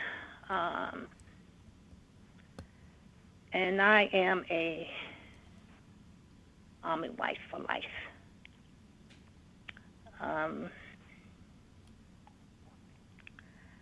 My love story is I met my husband at a dance hall in the Village, New York City. And it just turned out that we both were born in South Carolina. And we got married. And we had a good life. I started living in Lefrak City in the beginning, and then when we moved to Fort Hamilton military base. And eventually he retired. When I met him, he was a sergeant. He retired as a sergeant major. And he let me know it's only 2% of people in the military that accomplish that. And I am so happy. I had a happy life. But unfortunately, he passed away. And every time I think about it, I think about what that man that's the president said about people in the military. They are losers and suckers. Yeah, that's what he said. So I do feel for those people and their families over there. I know that my husband was in Vietnam before like I say, he was a sergeant when I met him. But he died from complications of Agent Orange. He was in Vietnam in 1968. Agent Orange did not attack his body until 2006. He died from a blood clot. And I always want to believe that it was something growing on his eye. And this female surgeon told her she could remove it. And I kind of think that he was blind in the eye. And I don't know if that came from Agent Orange or not. I don't know what Agent Orange do to you. But I know it attacks your body and causes different things. It started with, he had hypertension. My husband was nice and thin and fit. And he didn't have hypertension before Agent Orange took over. No, I remember you having told this story to us, and I never tire of you sharing it with us. One, because I think it helps you and keep his memory alive. But two, because I think it helps other people understand the seriousness of this. For your husband to give his life and possibly have gotten Agent Orange from putting his life on the line for this country, and to then have a sitting president refer to people like your husband as a sucker and a fool. I mean, I don't even understand how anyone can defend someone that thinks like that, less known says that, and he's over the armed forces. So I can really identify with you on how you are offended by that, because you and your husband as one gave your life for this to be in many ways spat in the face. And this, I want people to hear that, whether they've heard you say it before, because this is personal. This is not all theory. This is not all talk radio. People live through this. And let me tell you something. The 13 servicemen that died in this battle in Iran have families. People, these are real people with real mamas and daddies and wives and children. And we act like it's nothing. And you have a president that's moving them around on the chessboard like they are a piece of checker rather than human beings. And imagine if you were treated like that. We shouldn't up here discussing about whether we going to war or not and risking people's lives and tearing up people's families and don't even know why we talking about going. This is nuts. If you do something and don't know why you're doing it and keep doing it, there's something crazy about that. And for you to have people, whether I agree with a war or not, for people to die in a war, and the commander-in-chief called them suckers and losers, and for people to die as a result of being in places like Christine's husband and maybe getting Agent Orange from there, to be called a sucker and loser by the head of the armed forces. And if that don't get to you, there's something wrong with you.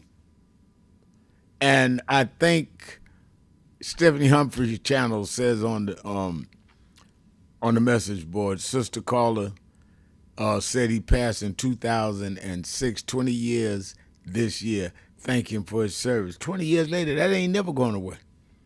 It ain't never going away. And when you got somebody that you loved and loved you, and you're going to have many people that really love you in your life, and they become disgraced and identify, it will bother you all the days of your life. One of the reasons I defend people like my mother, when I hear people talk about welfare queens, my mother was on welfare because she couldn't get a job and my father left. And she took care of me and my sister. She wasn't irresponsible. She scrubbed floors and cashed a welfare check till she could do better. My mother. And I'm, 60 years later, but it still bothers me because everybody on welfare is not welfare queens. And that's why I was so attached and emotional about Jesse Jackson, because when I was in that condition, he was teaching kids like me, including me, because I joined them then, that I am somebody. Well, maybe you didn't need nobody to tell you were somebody, but I did. And I'm glad he came my way. And I think sometimes we're so political and so bright and so intellectual that we forget the human factor. And we treat each other as bad as the people that exploited us and enslaved us because we forget how to feel about people. That's why I don't care what success I may have out there in life. I'm going to keep fighting because I know what it feels like, because I've been there, done that, and I'm fighting to make sure that it doesn't happen to others and to me again. I can drop dead tomorrow, they can do it to my grandson. Maybe you don't have any feelings, but I do, and I'm not going to lose them, and I'm glad Christine doesn't lose them. Let's take a break, be right back. Keeping it real. Sharpton, be right back.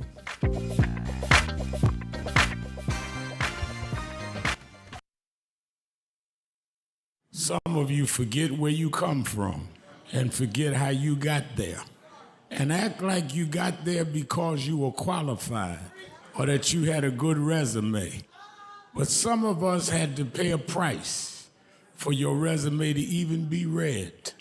Some of us had to take nights in jails and licks upside the head or shut out of boardrooms like Byron so you could walk down red carpets and act like you got there by yourself.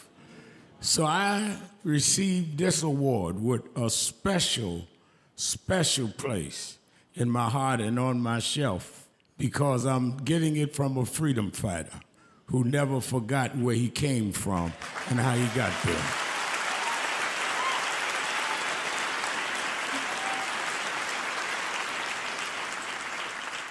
Yes, we've come a long way. We've had now a black president and now a black vice president. But we still can get shot down and have to march to get a case in court. We still can get shut out of boardrooms. We're still doubly unemployed in a good economy. So we're going to have to keep marching. And I thank not only my family, a mother that raised me by herself, but I thank that lady at the end of the march that knows she won't be on TV that night and knows her name will never be in the paper, but she believed in me enough to get at the end of the line and make me look good. Because Dr. King used to say, if you call a march and no one shows up, you just going for a walk. And I want to thank those that marched with me. 32 years ago, here in Los Angeles, we marched. And then many years later, with George Floyd and others, we're still marching. And I'm going to keep marching. I'm going to keep agitating. And I'm going to keep going.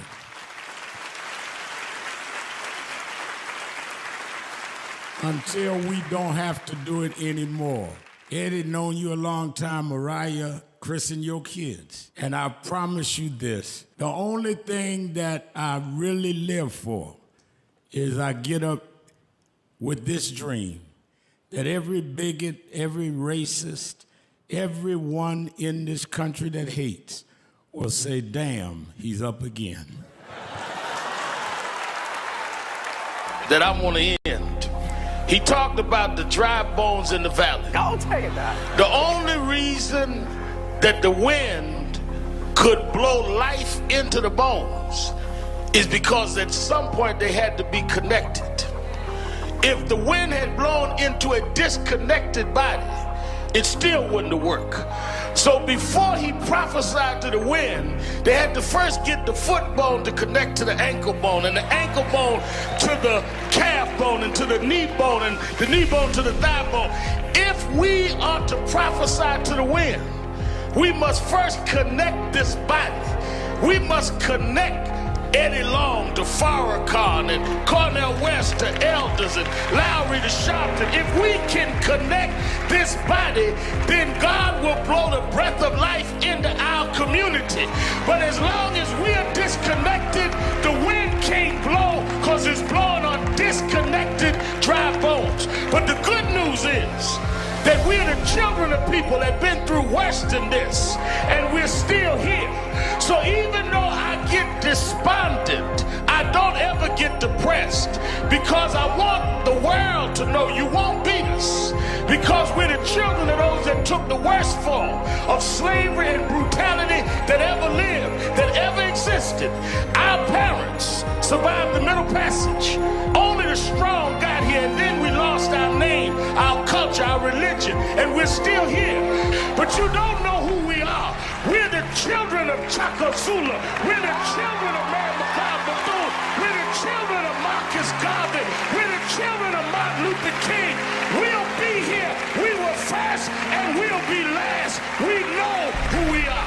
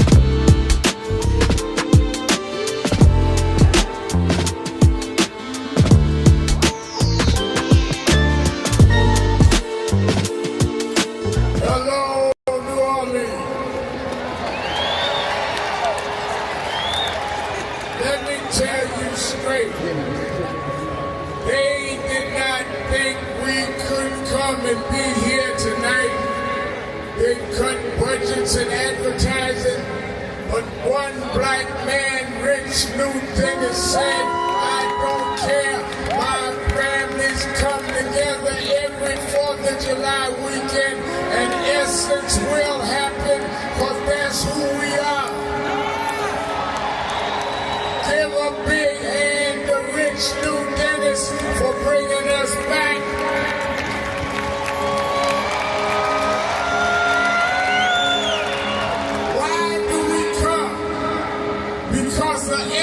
Of who we are is essential to what made this nation.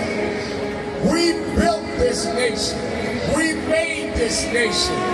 We created the essential dollars that this nation lives off of. We don't care what bill they pass. We will not back up. We will not back down. We will not give in. We will not be chased out. We don't care who's in the White House. We gonna organize our house, house by house.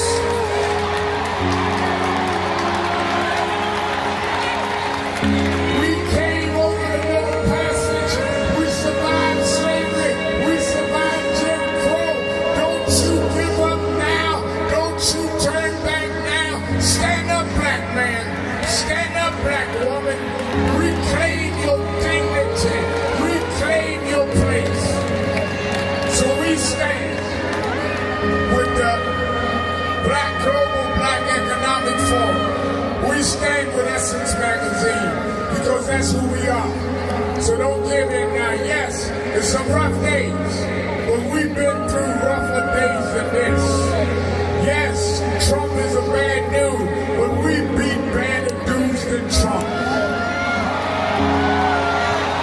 So let's party with a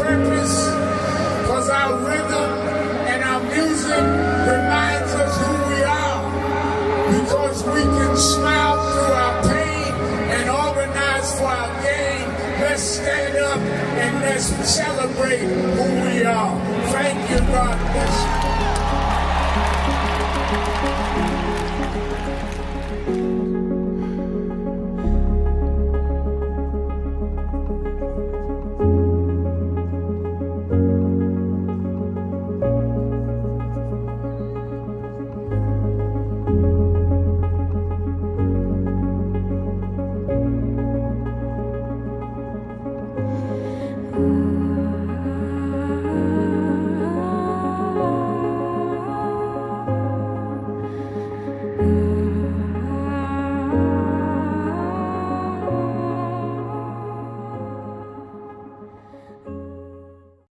But Reverend, it looks bad now. Look at Iran. Look at what's going on in Minnesota. Look on.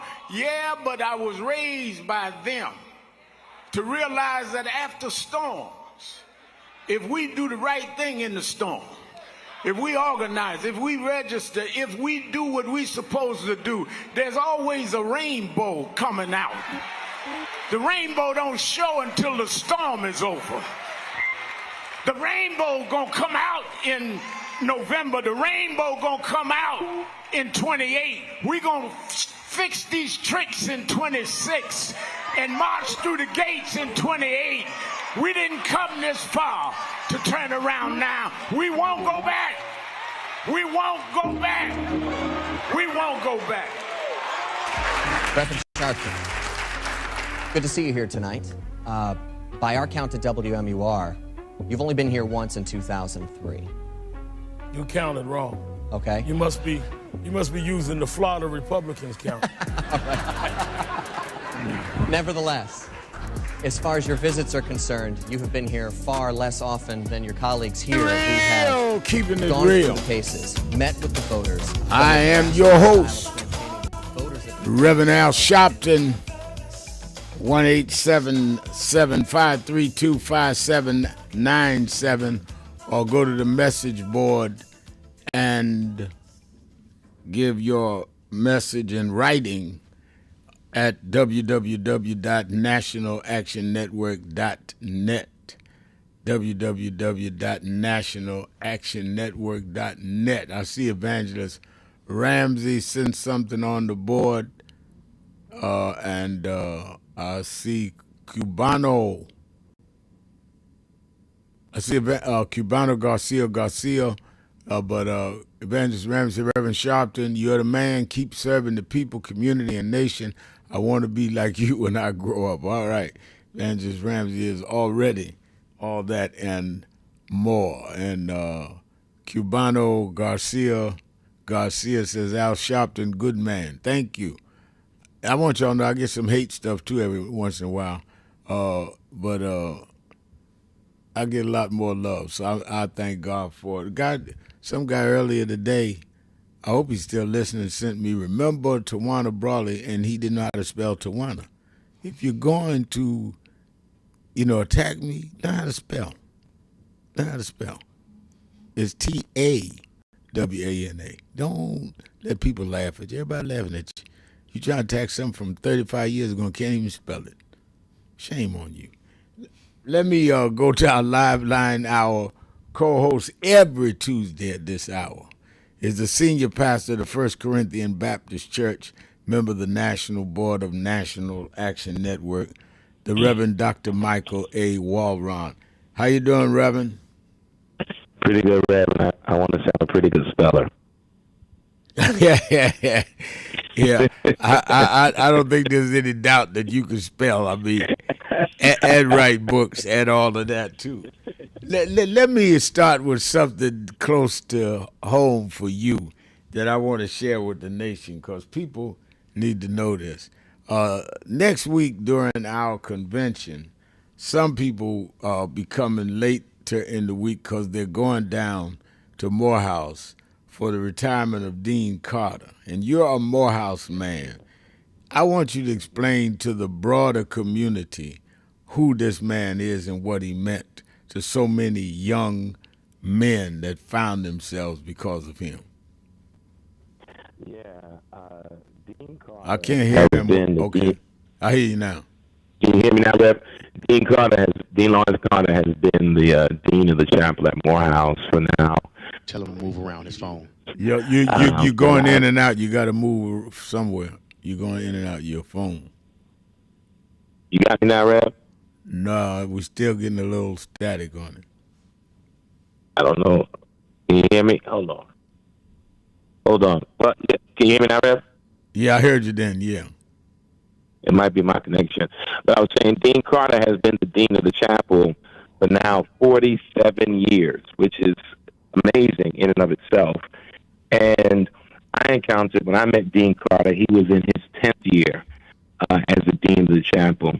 I can't really quantify the impact that Dean Carter hasn't just had on men at Morehouse, but I think on the church at the end of the day. We don't always understand that.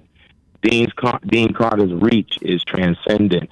He has produced hundreds of pastors and hundreds of scholars who have impacted the African American church in particular over his 47 years. There's no other one person who's produced more black clergy than Dean Carter in this modern era.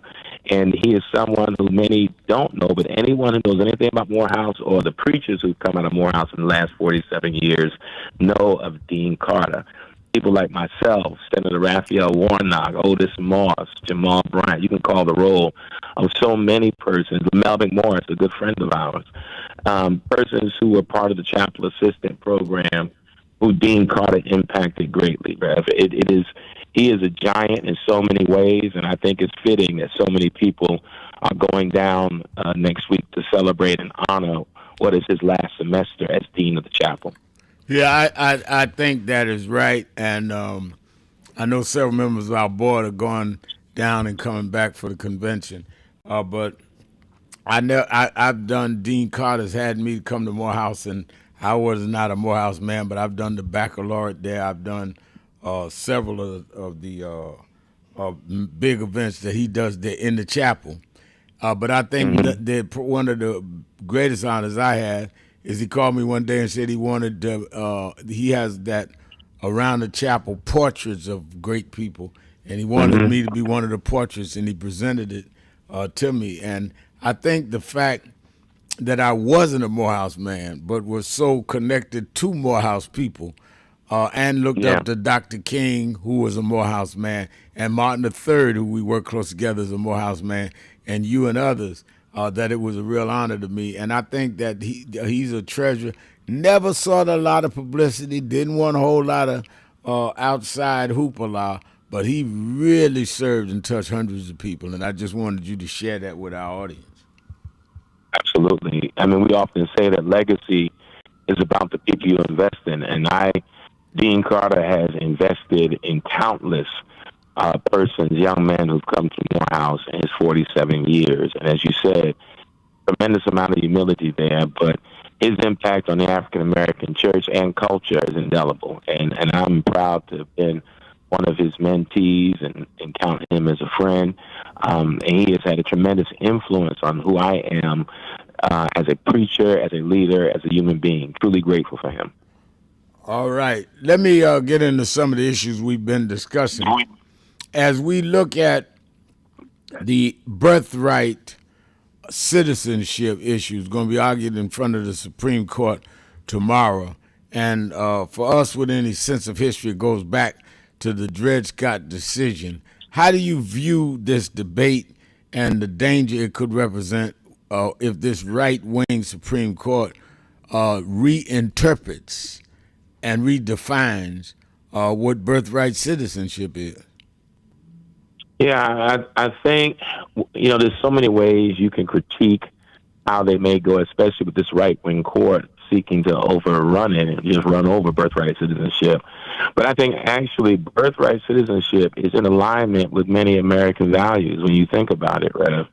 But what we're also seeing in this moment through the president, through this administration, and through the Supreme Court is a feeling, or rather these things that have become really standard in American culture, politically and socially, mean nothing to them. They are seeking to rewrite history, shift the Constitution, bend it towards their will, and I think it is anti the ethos of this country. Now, we know this country is rife with contradiction in what it is and what it claims to be. I think we know that historically it has been contradictory in how it purports equality, freedom, and yet there was slavery, and yet there was segregation and the likes. But at the same time, this speaks to at the heart of what it means to be an American, this space that is built on those who are not from this country. And the indigenous people who are from this country have been overlooked in some gross ways and mistreated and maltreated. But I think that it is clear that this court is seeking to override these traditions that have become constitutional standards in so many ways. I think about birthright citizenship, Rev. I'll be honest. I told people a long time ago that I was an anchor baby. My mother got a citizenship because she had me here. Right. And so I wouldn't be, and that means something to me.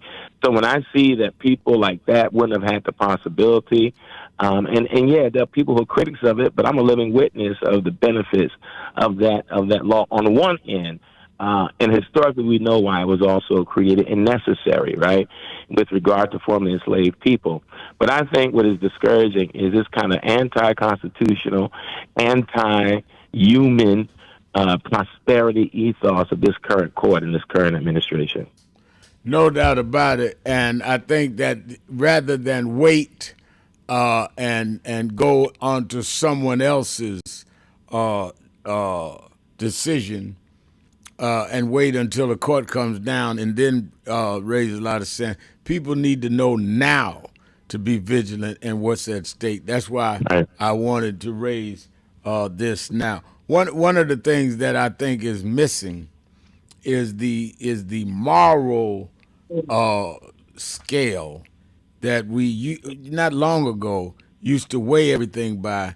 And I think that even the apologists, the Paula Whites and all, of the country are having a hard time weighing what Trump is doing on a moral scale. I want to talk about it. Let me take the break and come back. I mean, I don't know how you justify a lot of what he is doing on a moral level. Let's take a break and discuss on the other side of the break. Sharpton, Wall Round, 1-877-532-5797. Be right back.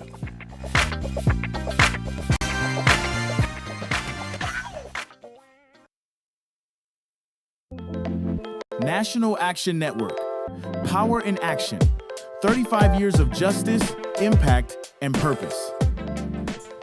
Wow. This is the Saturday after I had done 90 days in federal jail for leading a protest in Vieques, Puerto Rico. And I had went down to join Latino activists that were against the Navy bombings that was exercising Navy bombings that was causing asthma and health effects among the children there. And I was on my way to Saturday rally one Saturday, and I said, if they're going down there protesting that, and there were protesters, they would go out in the Navy base in the field and lay down, and they'd arrest them for being on federal property. And if they were doing that, then I would join them, because many of the Latino leaders went to jail with us protesting Amadou Diallo. I ended up having to do 90 days in federal jail. They transferred me from the federal prison in Puerto Rico, me and 3 others that went. They only got 40 days. They said because had a long sheet that it was of many other civil rights arrests, they gave me 90 days. I had to do 50 by myself. When I got out and went to the Saturday rally, Stephanie Mills, who we'd known each other since we were kids, she was there and sang at the rally that Saturday. That's her singing Home, as soon as I get home. One, she knew I loved the song, but 2, it was appropriate because I was coming home. And we won that. They closed the Navy base in Vieques, Puerto Rico. You go there now, there's buildings and condos and a little plaque for the 4 of us. They call the Vieques 4.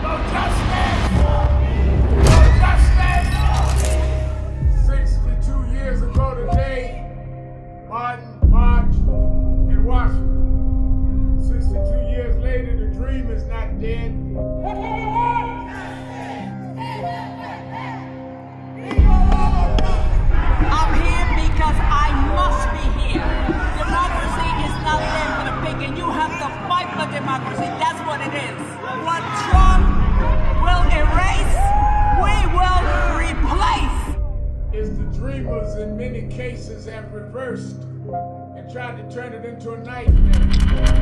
We come to Wall Street rather than Washington this year to let them know you can try to turn back the clock, but you can't turn back time. We gonna keep the dream alive on Wall Street.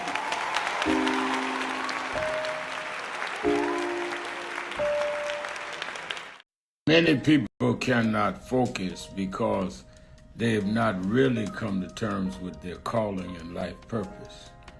In order to focus, you must also be clear on what you're focusing on. So if you're not clear on your purpose, if you're not clear on your life's calling, then focus on seeking that.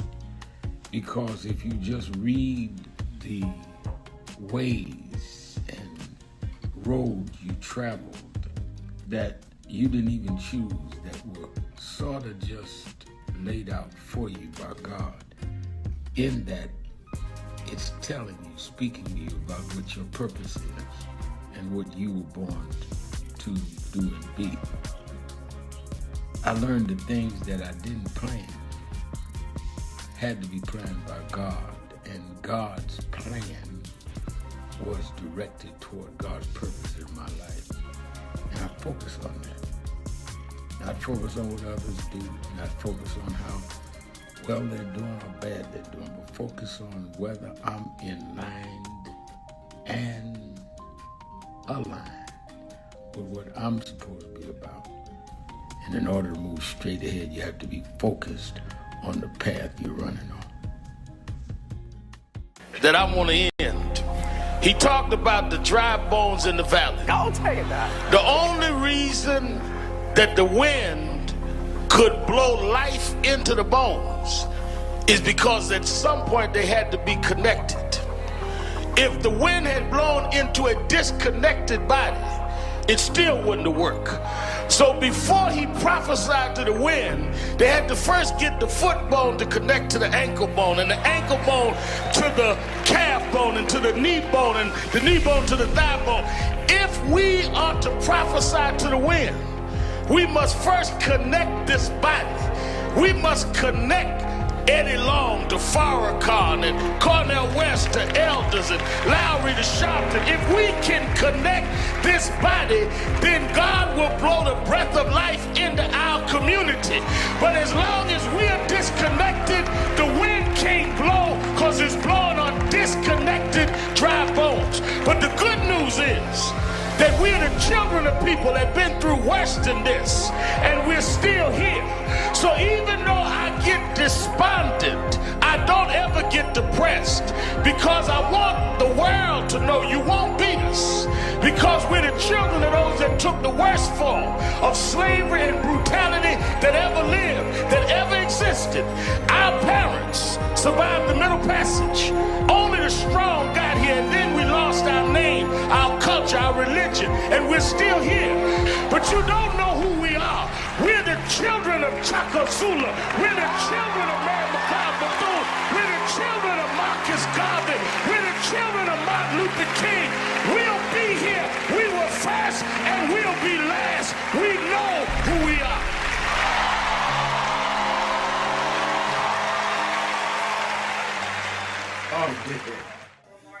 Rev, you know, you were right there From the beginning. with the stuff that was going on in Brooklyn at that time, at Howard Beach. You were right there. He had in one of the early movies, he had my name. Then he put me in Malcolm, but I wasn't even old enough to know Malcolm. We've been through it all. For those who see Malcolm X, it's 3 hours. But fast forward to the scene you saw Bobby Seale. Right. Bobby Seale, Denzel, and me. Yeah. Denzel was on the set. Now, let me ask a question. What was your weight on that scene? I probably about 270. I was bigger then. Yeah. Still had the hair, man. Yeah, you had the head on. Yeah, it was. Keeping it real, I'm your host. And Bobby Seale. Reverend Al Sharpton, Reverend Dr. Michael A. Walron is our co-host. Reverend Walron, one of the things that Dr. King did for the political and social setting of America at his time is that he began to get people to look at the moral scales of what they were doing. And a lot of the movements that he did, and those of us that came out of that school of thought tried to do in our ways, is he would dramatize the immorality of what was being done. Arresting a woman on a bus for sitting in the front, and a dignified, accomplished woman. That it just couldn't get past the moral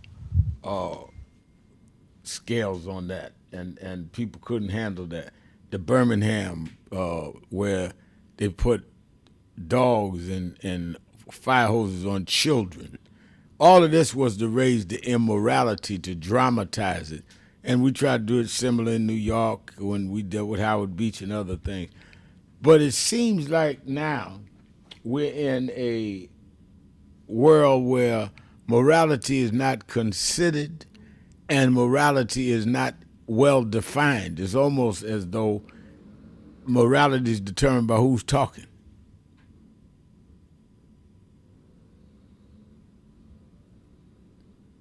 I would agree with you, Rev. I think that we're in an age where relativism has gone off the rails. I think, relativism or cultural relativism or political relativism or social relativism, where we say truth is defined by those who kind of shape it, connected to their reality. I think now truth is defined by who has the bigger platform and who is the loudest, who is the more boisterous. And you don't see in some of these spaces, and I heard you before the break allude to Paula White and the others, you don't really hear in their pronouncements or even in their support, for example, of a Donald Trump, you don't hear the ethical or moral center to what they're talking about. It is always connected to him being a manifestation of power, of leadership. Jesus saved him to do this work. They link their faith to power and not to the moral, ethical ethos of Jesus, which I always have to remind people.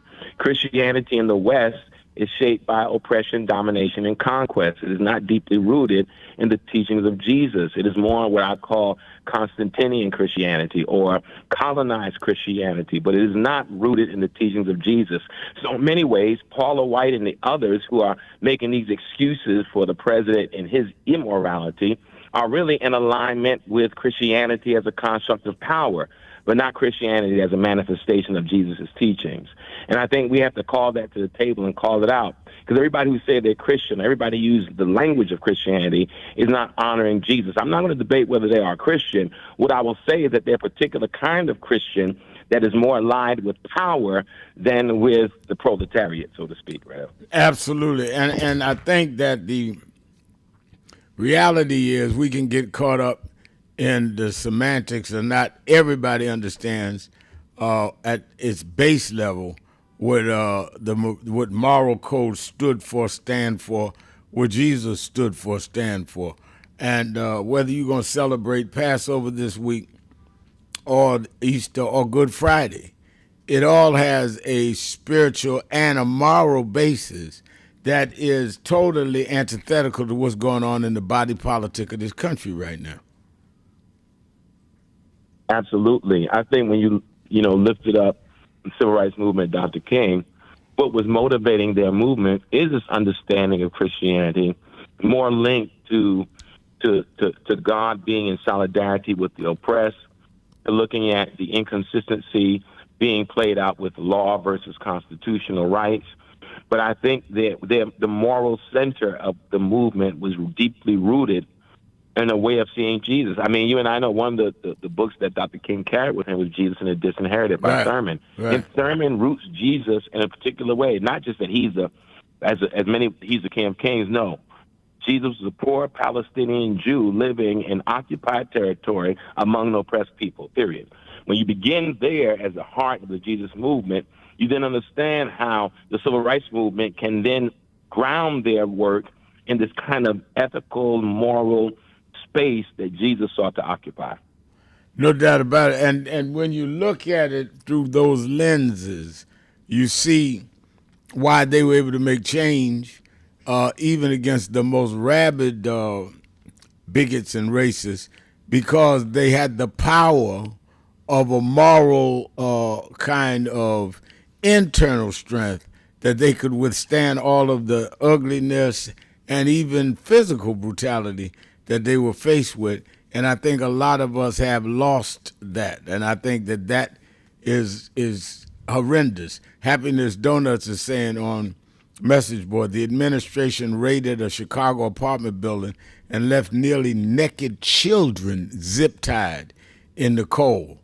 I mean, that's tomorrow. I mean, zip-tied children in their undies in the cold. And nothing is cold as Chicago in the wintertime. They did this. Now explain how any policy, foreign, domestic, deportation, all of that, immigration, any policy can justify doing that to babies, to children. They can justify it, and that's the point. That's why I love, listen, people like you and myself, we're almost expected to be antithetical to what we see happening now in the political landscape, right? And so in many ways, those who support the current administration turn a deaf ear to things we say. That's why it's important that people who claim to be in alignment with this administration shift and have a deeper moral sense. Now, there are some, let's be clear, there are some conservative evangelicals who have drawn a line of demarcation between their understanding of the faith and what they see playing out in the political arena right now. The problem is that oftentimes those voices get ignored or muted because in this media-driven, sensational-driven era, those who have the following, those who have the platform, and those who allow the ones we look at. But there is a movement among many conservative evangelicals who may have been traditionally aligned with Republicans, have some major issues with how President Trump is seeking to lead this country, especially when he claims to do it from this kind of Christian moral value launching pad. No doubt about it. Joanne Kemp sent in this. I might use this, one of my morning thoughts. She sent a quote. I love this. Quote from Warrior Mindset. Strong men live according to their morals. Weak men live according to their urges. That's a profound statement, and it is what we are living by. In terms of the body politic is living by. There's some of us resisting that.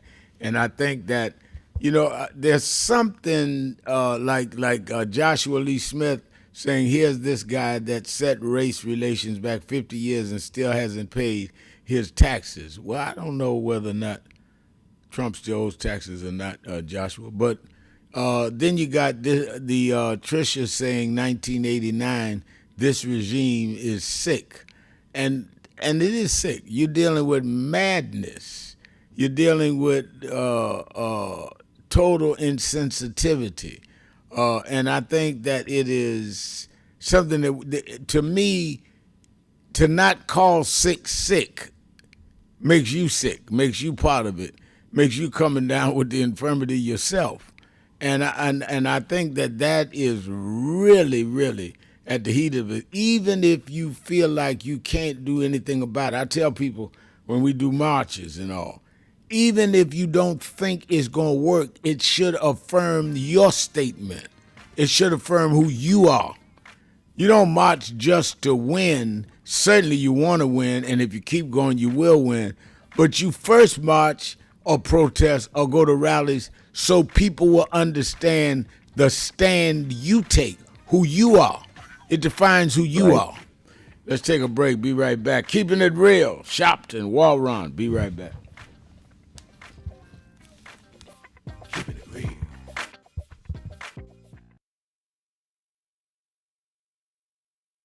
Voting rights! Voting rights. Everyone look here. Say it again, Ms. Pearl. Voting rights! Voting rights. One more time, Ms. Pearl. Voting rights! There we go. Voting rights! Voting rights! Voting rights. Voting rights! Voting rights. When do we want it? Now.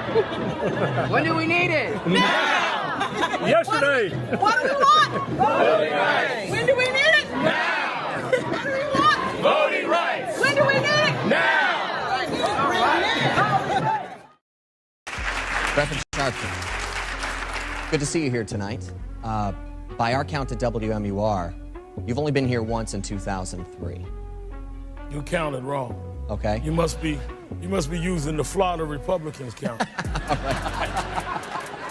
Nevertheless, as far as your visits are concerned, you have been here far less often than your colleagues here who have gone through the paces, met with the voters, done the grassroots style of campaigning that the voters of New Hampshire are expecting and looking for. Why shouldn't those very same voters not think of you as disrespecting them by not coming here and doing the same thing? Well, I think, first of all, I've been here several times last year and this year. I intend to be here. In fact, I was to preach here Sunday, and the snow stopped me. I intend to be here between now and the primary.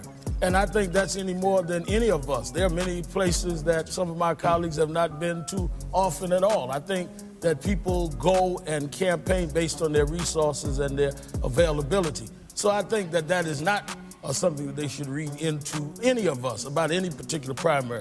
I also want to address your first question. As a minister, I think that you can have a personal motivation of religion, but you should not try to act like your religion is something that dictates where people ought to go. I pray every day. I can assure you in my talks with God, he is not a registered member of the right wing of the Republican Party. Today, many of those same challenges still remain that Reverend Al Sharpton stood on the 2004 Democratic primary debate stage and spoke about, a clear reminder that the work is far from over. For over 35 years, the commitment to justice has remained strong. The fight continues, the voice is steady, and the mission moves forward.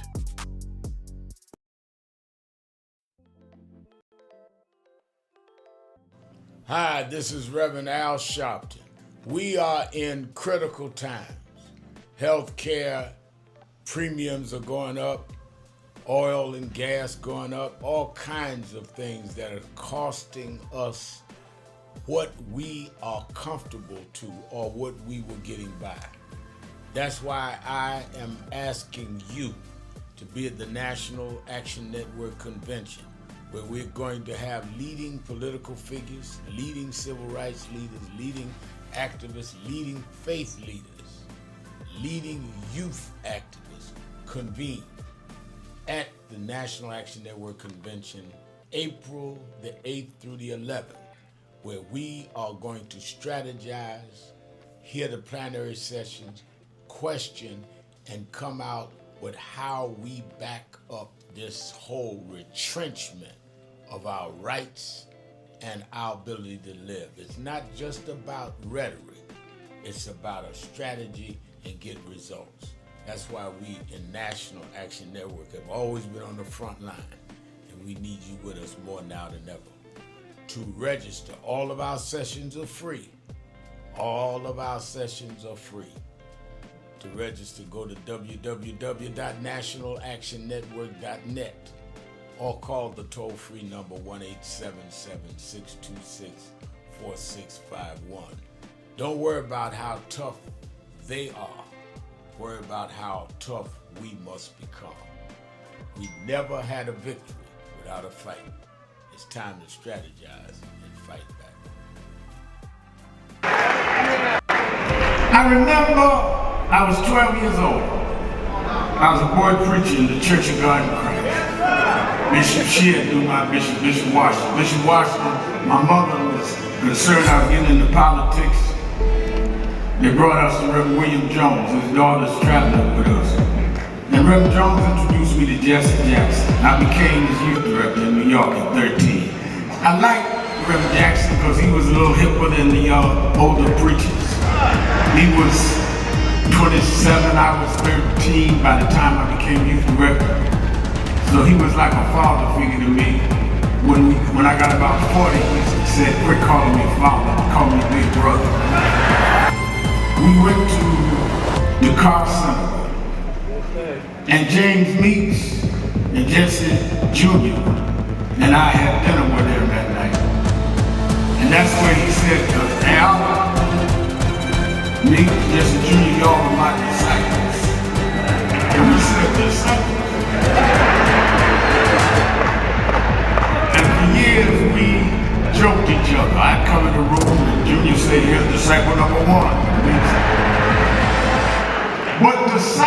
ownership meant you carried forth the vision. The next day, he took me on the ferry to Goree Island, Mrs. Jackson. On Goree Island, he showed me where the slave camps were. And I will never forget, he said, Al, you see what that artifact is? I said, what's that? He said, they call it the door of no return. When you go through that door, you either made it to America to slavery, or you died in the Atlantic. The door of no return. But I talked to him about 3 years ago, and I reminded him, I said, remember when you brought me to the door of no return? He said, yeah. I said, well, we did return. We returned the President of the United States, Barack Obama. We returned the Vice President, Kamala Harris. We returned with businessmen. They thought they sent us as slaves. We came back as global liberators. The problem is that too many of us did not join the movements that sponsored us. And there was a breakout in 2024 called Negro Amnesia, where you forgot where you came from and forgot how you got where you got. Therefore, they're trying to take back everything you had.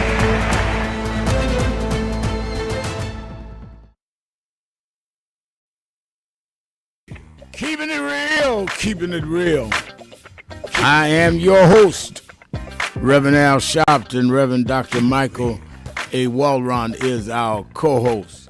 And let me say by way of announcements again, don't forget Politics Nation with Al Sharpton Saturday and Sunday, including this Easter weekend. Let me let you know early and often we will be live. I'll be live both nights.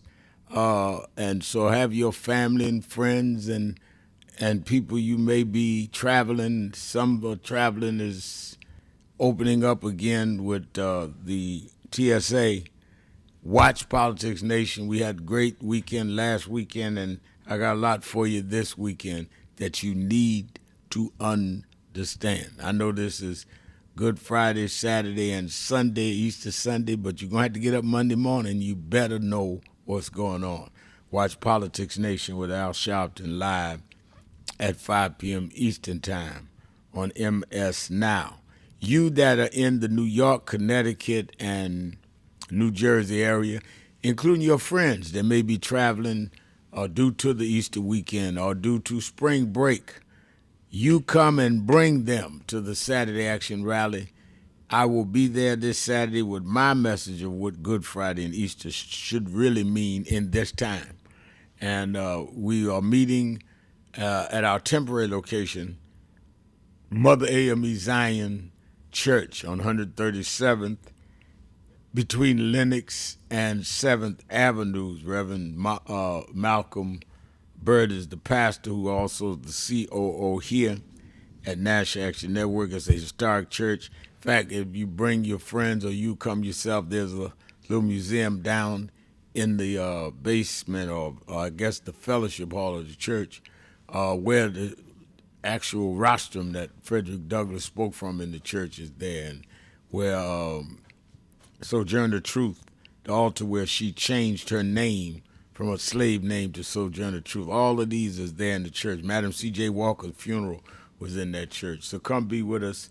And then, of course, on next Wednesday, a week from tomorrow, starts the National Action Network National Convention, and every leading contender, at least in the media, that's thinking about running for president is coming, and so many more. Kamala Harris is coming to speak, our former vice president, and we're going to have our businessmen, Chuck Phillips leading that panel, and many of our artists. Jennifer Lewis is coming, and we honoring and just so many are coming that you need to be part of, and it's free, and all you have to do is register. And I've not asked whether registration is closed because I don't want them to tell me don't do it. And I think when we look at where we are there couldn't be a more important time than now to convene. So let us do that and do it well. Dr. Walron, what's going on at FCBC? Rev, you know what this week is, Holy Week, and so we have a Holy Week service, Monday, Thursday service this week at 7 p.m. at First Corinthian Baptist Church in Harlem. And then, of course, Resurrection Sunday is coming, and we have two services on Sunday, 7:30 a.m. and 10 a.m. So we already know what Resurrection Sunday, Easter Sunday service looks like, so it's going to be a lot of people. But that's what we have going on this week, Rev. All right. Let's go to Mrs. Jones in Philadelphia, Pennsylvania, WURD. Good afternoon, Reverends. Thank you so much for taking my call. I do appreciate it. You guys are always in our prayers. And I want to say that I was able to call Booker's office when I heard that he said that the Democratic Party is out of touch with the moment or haven't fulfilled the moment. I respectfully left two messages. As a matter of fact, if anyone else would like to call, his number is 202-224-3224. I know he meant well, and he's also trying to sell and promote his book. But if these were normal times, which they're not, especially in normal Republican, I would say go, and definitely call out members of our party, as we always do. We call for them to resign when it's in order. But right now, we definitely need to be on the same page. We're thinking a lot of things individually, but we don't always have to put it out. I'm not saying what he said was incorrect, but I found it very troubling when I heard him say that, because the Dems are winning all over the place, and we're still holding strong as to this bill until we, hopefully get these mass people off of our streets. So he's not the only one. I have questions as to, different things that the Dems are doing.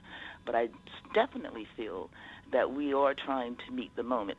Only thing left is breaking the law like the Republicans do, and the so-called president, twice impeached, 4 times indicted, convicted felon, 34 criminal charges, and all of that. Accused rapist, we must not forget that's who he is. And so we have to really be aware as to what party we are now dealing with, which is not our normal Republican Party. So that's what I try to keep in mind whenever I have to say something public about the Democrats, because the Republicans, as much damage and chaos that their party is really putting this country through, and literally just abusing the American people on a daily basis with all kinds of nonsense, they really still don't speak out against this madness. Not saying it's right, but as I said, the Dems, we are professional, most of us, and we know how to talk to people. And back to, and even Hessek going to say that, no other president would have tried going into Iran. No other president was stupid enough to try this without giving it proper thought, and also including our allies. He has to learn this lesson. You can't go alone in any major decision. That's what he likes to do. So he's getting just what he dished out. And I just hope and pray that we, again, as Democrats, just do everything we can. And we can talk about what's wrong with the party after we win these elections in November and so forth. But right now, encourage the people and make sure that we are doing everything that we can. I know he stood for hours as to one of the bills that was going to be passed, but yes, I just want us to all to really watch our words publicly. And last but not least, God bless our troops and God protect our troops, as well as, if you would like to call the White House from Monday through Friday, I believe, from 10 to 3 p.m., that number is 202-456-1111. And express your concerns. We have to do whatever we can, and we have to be patient as we try to get through to some of these offices. But yes, I just wanted everyone to know. I appreciate the call, and you getting a response on our web on our message board, it says, Disco Bryant is saying we should be proud of the unique democratic nature of our party. And it is unique now. And I do think, I think we have the right and probably even the obligation to critique the party if we're Democrats, but in a way that we should not be destroying and feeding into the opposition. And that's why I'm careful. I challenge Democrats on certain issues, but in a way that is not discouraging people from voting and in a way that aids the enemy. I do it in a way that I'm trying to advise you so we can advance more. And if you're not careful, they'll take just a half of your sentence and put it in a commercial and say, even Al Sharpton said so-and-so. See, you've got to be very, very careful. I agree with you on how you make your critiques and in what level you make it and in the time you're making it. I think that it is very strategic with Dr. Walron how you have to behave, because everything that you need to say is also should be weighed on when and how you say it. You can preach a great sermon in the shower at home, but I'd advise you wait till you get to church on the platform if you want somebody to hear it. So strategy has a lot to do with what you do. Absolutely, Reverend. I do appreciate, and I really love your wisdom, and I know that's what you do, and that's why we admire you. And Disco Bryant, he has it all perfectly said on the playback. But yes, that is so important. And there was one other thing. Yes, I would suggest that we all tune in to Rev over the weekend, because it is important during these times. Yes, it's a holy weekend and all of the wonderful things that entails in the Passover, but we must not pass over Rev's shows, because he's the only one on the air that is speaking in a way that would draw more people and not push people away, and yet he still know how to be very, professional and respectful. And that's what it's all about these days, because anybody could act like a fool, like the one in the White House, and those fools, more than one there. But that's not how we should live on a regular basis, and especially in these crazy times that we're living in. Let's pull together. Thank you, Reverend Warren, for that description as to Christianity versus power that Christianity wants, or something like that. Some Christians are out there just for power, and they love that, and they disregard what Jesus would do, in these critical times. Thank you so much. God bless you. All right, and thank again, you, God and bless thank us. you for your call. And I think she had a very good point, Reverend Warren. Absolutely. I think, you said it right. We have to be strategic in these moments, and especially as we move forward with regard to these midterms that are coming up. We have to be intentional and strategic and not reactionary. I think that has been a downfall for so many in recent time. We react, but sometimes you have to pause and really think intentionally about how we move forward. I see so many people on social media constantly talking about Trump is a racist. Trump is a racist. He's misogynist. Well, how many times we got to say he's a racist before we accept he's a racist? We don't have to talk about it anymore. The issue is, what are we going to do to oppose what is happening right now? Instead of fueling anger, let's fuel action, but a kind of action that is informed, intentional, strategic, connected to an outcome, not just being mad every day about what's happening. Cedric Cooper is saying on our message board, and I think he says something strong. He said, together we stand, divided we fall. It's time to fall in, not to fall out. We can agree to disagree, but keep the one accord. And I think, Cedric, you said it right. Nobody's asking us to be monolithic in thought, but I'm saying be strategic in action if you are sincere about where you want this country to go and where you want the community to go and where you want you and your family to go. Well, I'm out of time. Let me thank Reverend Dr. Michael A. Walron. Let me thank all of you that called in, listened in, you that called in and listened in and couldn't get through, but hung in there anyhow. Remember, whatever you do, wherever you go, however you feel, tell somebody, tell anybody, tell everybody. Reverend Al told you personally, keep it real. Keep it real. Keep it real. I'll talk.